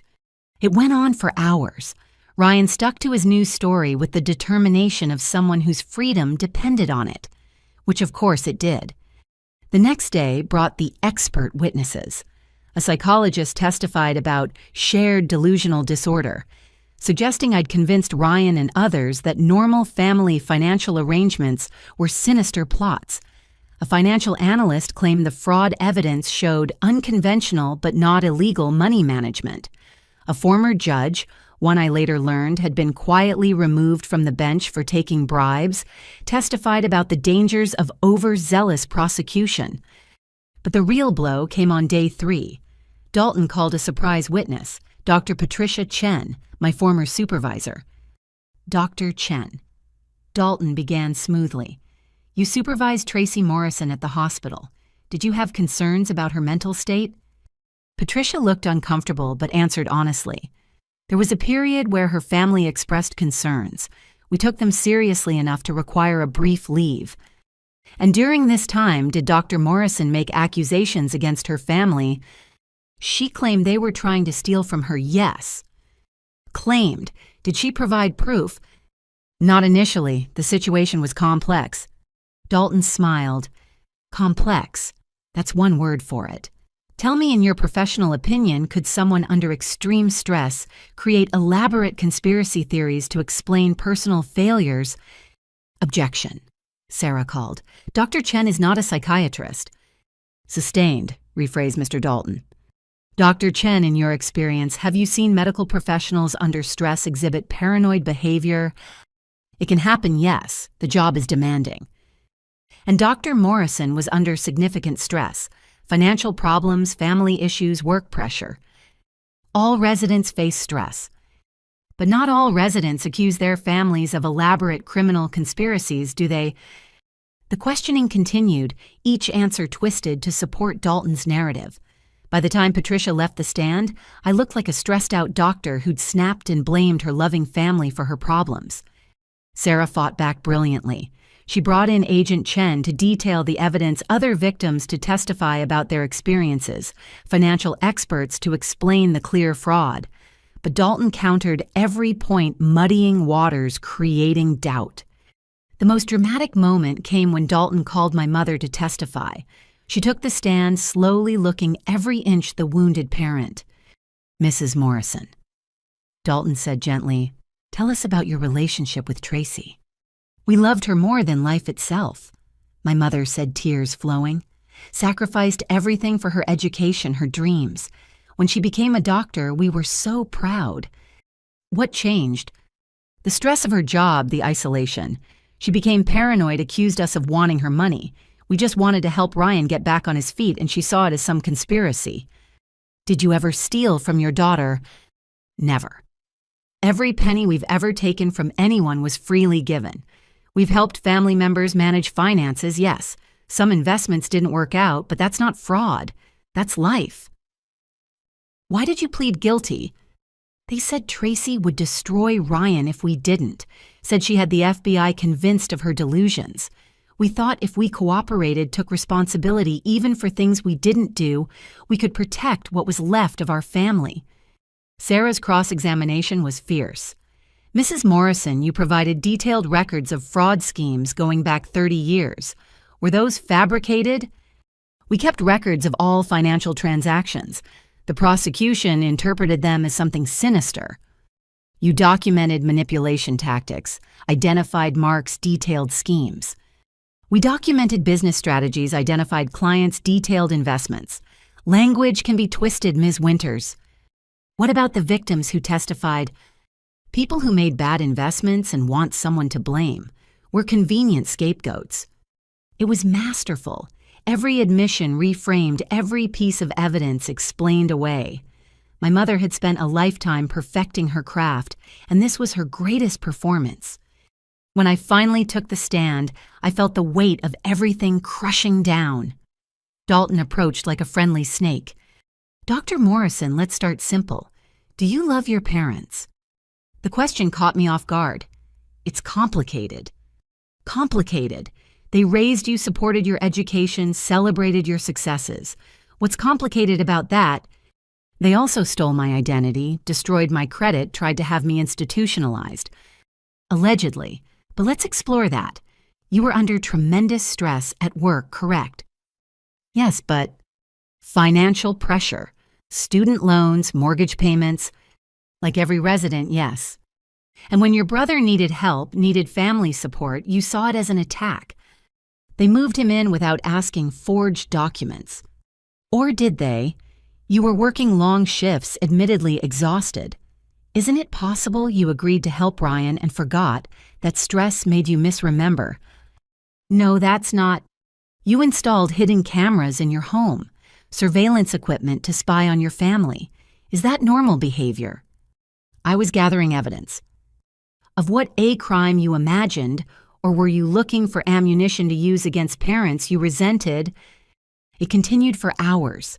Every action I'd taken to protect myself was twisted into evidence of paranoia or manipulation. Dalton was skilled at making me doubt my own memories, my own experiences. I understood how Daniel had broken, how victims before me had crumbled under the weight of gaslighting. But then something shifted. Maybe it was exhaustion, maybe clarity, but I stopped defending and started attacking. Mr. Dalton, I said during a brief pause, how much are you being paid for this case? He blinked, surprised. That's not relevant. Isn't it my parents claimed poverty, said they needed my help, yet they can afford you? Where did the money come from? Objection, he said quickly. The witness is questioning counsel. I'm questioning the entire premise of this hearing, I shot back. My supposedly impoverished parents hired one of the most expensive lawyers in the country. Either they lied about needing money, which proves fraud, or someone else is funding this, which raises questions about why. Judge Hartley leaned forward. It's a fair point. Mr. Dalton, who is financing this defense, that's privileged information, Your Honor. Not if it's relevant to the claims being made. I'm ordering you to disclose your funding source. Dalton's smooth facade cracked slightly. I need to consult with my clients. You do that. We'll recess until tomorrow. As court adjourned, I saw my parents huddled with Dalton, their expressions no longer confident. Sarah grabbed my arm as we left. That was brilliant. You just opened a door Dalton didn't want opened. Will it matter? If Caruso or his organization is funding this, it proves ongoing criminal conspiracy. It destroys their victim narrative. That night, I couldn't sleep. The next day would likely determine everything. My freedom, my future, my life. I thought about all the victims who'd come before me, who'd been crushed by my parents' machine. I thought about Daniel broken and hidden away. I thought about Ryan choosing to continue the cycle rather than break it. And I thought about my 8-year-old self looking through that microscope my mother bought with her pawned wedding ring. Even their love came with a price tag. Even their gifts were transactions. Tomorrow, one way or another, the transactions would end. The family business would close. And maybe, just maybe, truth would matter more than performance. The war was almost over. I just had to survive one more day. The courtroom was electric with tension when we reconvened. Dalton looked less composed, his usual swagger replaced by something sharper, more desperate. My parents sat rigidly, no longer playing the frail victims. They knew something had shifted. Judge Hartley didn't waste time. Mr. Dalton, have you consulted with your clients about the funding source? Your Honor, after consideration, we must maintain attorney-client privilege. Then I'll make it simple, the judge interrupted. Without transparency about potential conflicts of interest, I'm inclined to view this entire motion with skepticism. You have 1 minute to decide. Dalton whispered frantically with my parents. My mother's mask had dropped completely, her face hard with calculation. Finally, Dalton stood. The defense has been funded by a legal defense fund established by concerned family members. Which family members? Sarah pressed. I'm not at liberty. The courtroom doors burst open. Agent Chen entered with several FBI agents and a man in handcuffs I recognized from photos, Marcus Webb, my parents' financial network partner. Your Honor. Chen announced, Marcus Webb was arrested this morning attempting to flee the country. He's agreed to cooperate fully in exchange for consideration. He has direct knowledge of the funding for this defense. Judge Hartley's eyes narrowed. This is highly irregular, but given the circumstances. Mr. Webb, you're under oath. Who funded the Morrison defense? Webb looked terrified. Vincent Caruso's organization. $10 million to get them released so they could rebuild the network. I was supposed to manage the finances once they were free. The courtroom exploded. Reporters typed frantically. My parents' faces went ashen. Dalton tried to object but seemed to have lost his words. So, Judge Hartley said slowly, we've convicted fraudsters being defended by money from a criminal organization with plans to continue their criminal activities upon release. Mr. Dalton, do you have anything to say? My clients were unaware of the funding source he managed. Really? Sarah stood holding a paper. Because I have here a recorded call from federal prison where Sandra Morrison discusses Caruso's generous offer with an unknown party. Would you like me to play it? My mother closed her eyes. My father slumped in his chair.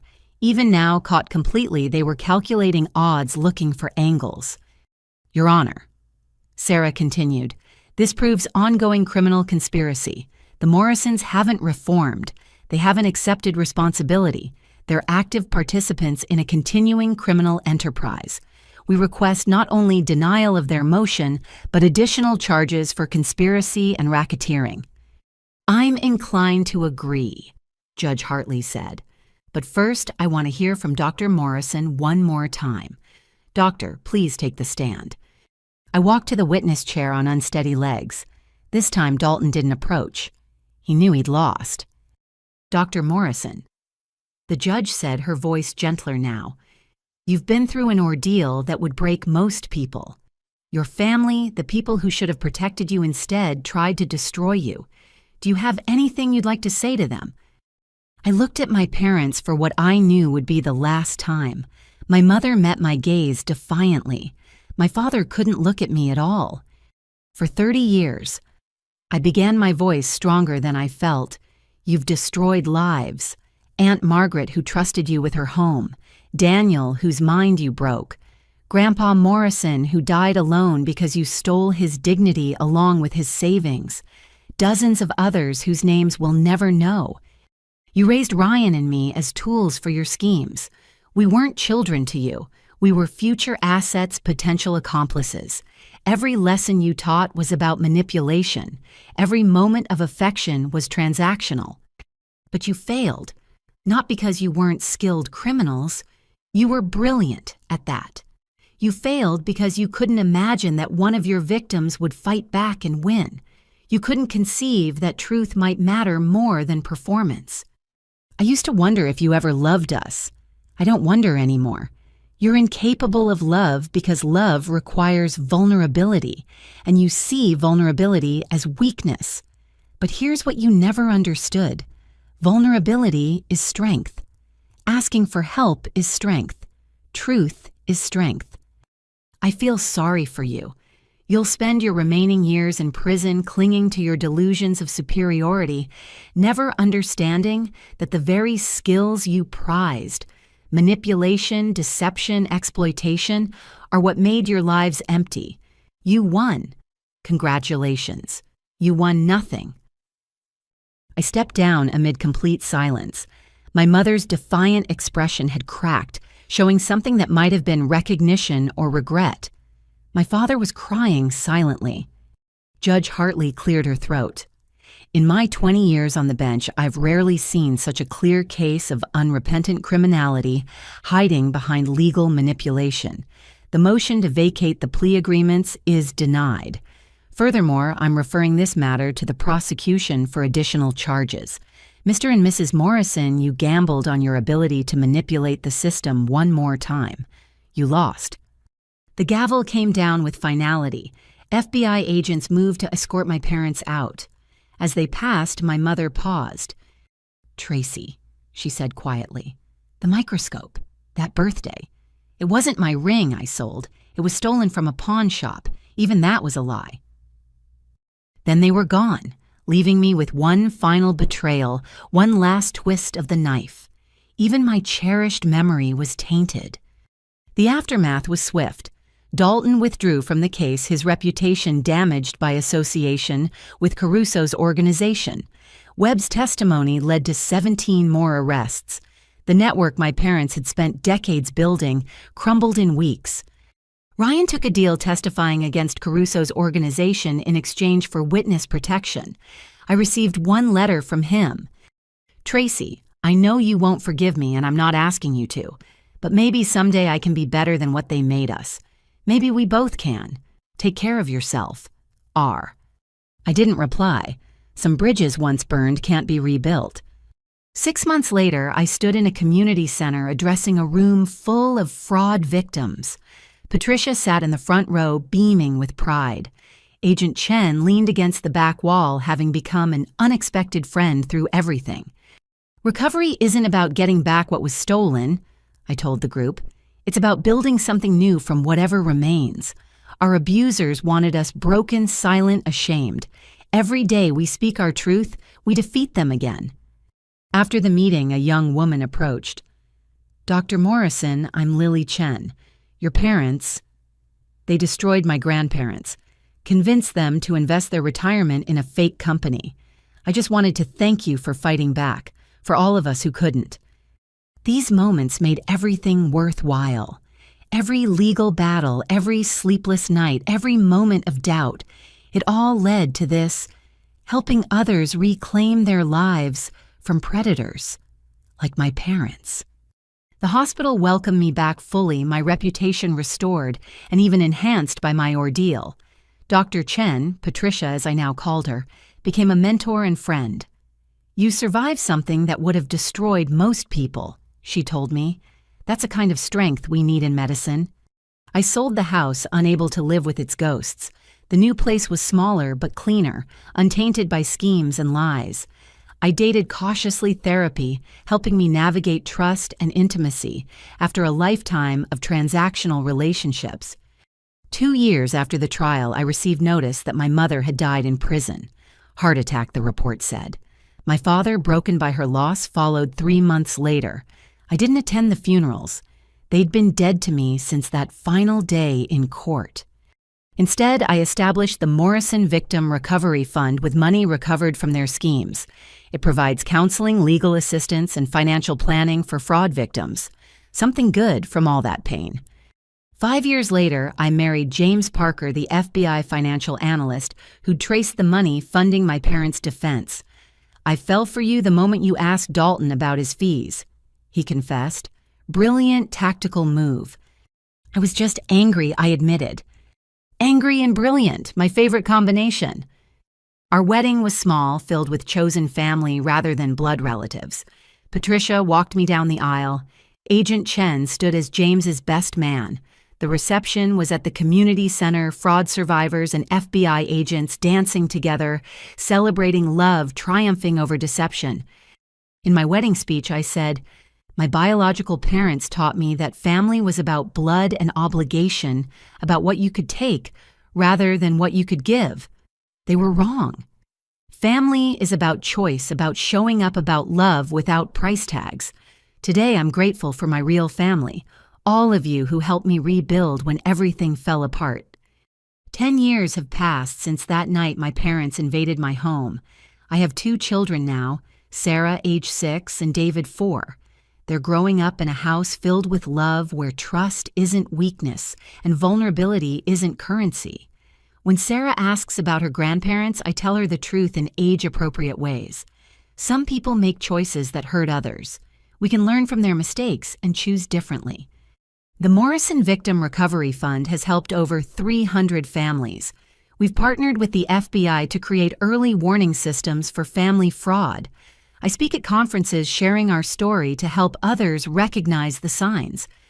Sometimes late at night, I think about my parents, not with anger or sadness, but with a kind of distant curiosity. What made them choose deception over connection? What hollow victory did they think they were winning? I'll never have answers, and I've made peace with that. Ryan never contacted me again, but I heard he testified in several major fraud cases before disappearing into witness protection. I hope he found the redemption he mentioned. I hope he broke the cycle. Last month, a young medical student approached me after a lecture. Dr. Morrison, she said, "I'm Daniel's daughter. My dad wanted me to tell you that watching you fight gave him strength to keep going. He's doing better now. Not perfect, but better. We both wanted to thank you." I hugged her, this next generation untouched by our family's poison. That's the real victory. Not the convictions or the recoveries, but the cycles broken, the children who'll never know their grandparents' kind of love. As I write this, my daughter is looking through her first microscope, a gift for her 7th birthday. She calls excitedly about the tiny worlds she's discovering, and I'm transported back to my own childhood wonder. But this microscope was purchased honestly, given freely, wrapped in love without conditions. "Mommy, look," Sarah says. "There's so much life in just one drop of water." There is, sweetheart. I agree, thinking about all the life that can grow from even the most poisoned ground with enough light and care and truth. My parents thought they were teaching me to be like them. Instead, they taught me exactly who I never wanted to be. In trying to break me, they forged me into someone unbreakable. Their legacy isn't the schemes or the victims or the years of pain. Their legacy is the strength they accidentally gave me and every life saved because of it. The war is over. I won. But more importantly, I survived. I healed, and I built something beautiful from the ashes they left behind. That's the best revenge I could imagine. A life filled with the genuine love and trust they never understood. Thank you for joining me on this journey. If you've experienced family betrayal, financial abuse, or manipulation disguised as love, know that you're not alone. Recovery is possible. Truth matters. And sometimes the family we choose is stronger than the family we're given. Remember, vulnerability is not weakness. Asking for help is not failure. And love, real love, never comes with a price tag. What would you do if your family turned against you? How would you fight back? Share your thoughts below, and don't forget to like, subscribe, and share this story with others who might need to hear it. Together, we can break the cycles of abuse and build something better. Until next time, hold your chosen family close and remember, you are stronger than those who tried to break you.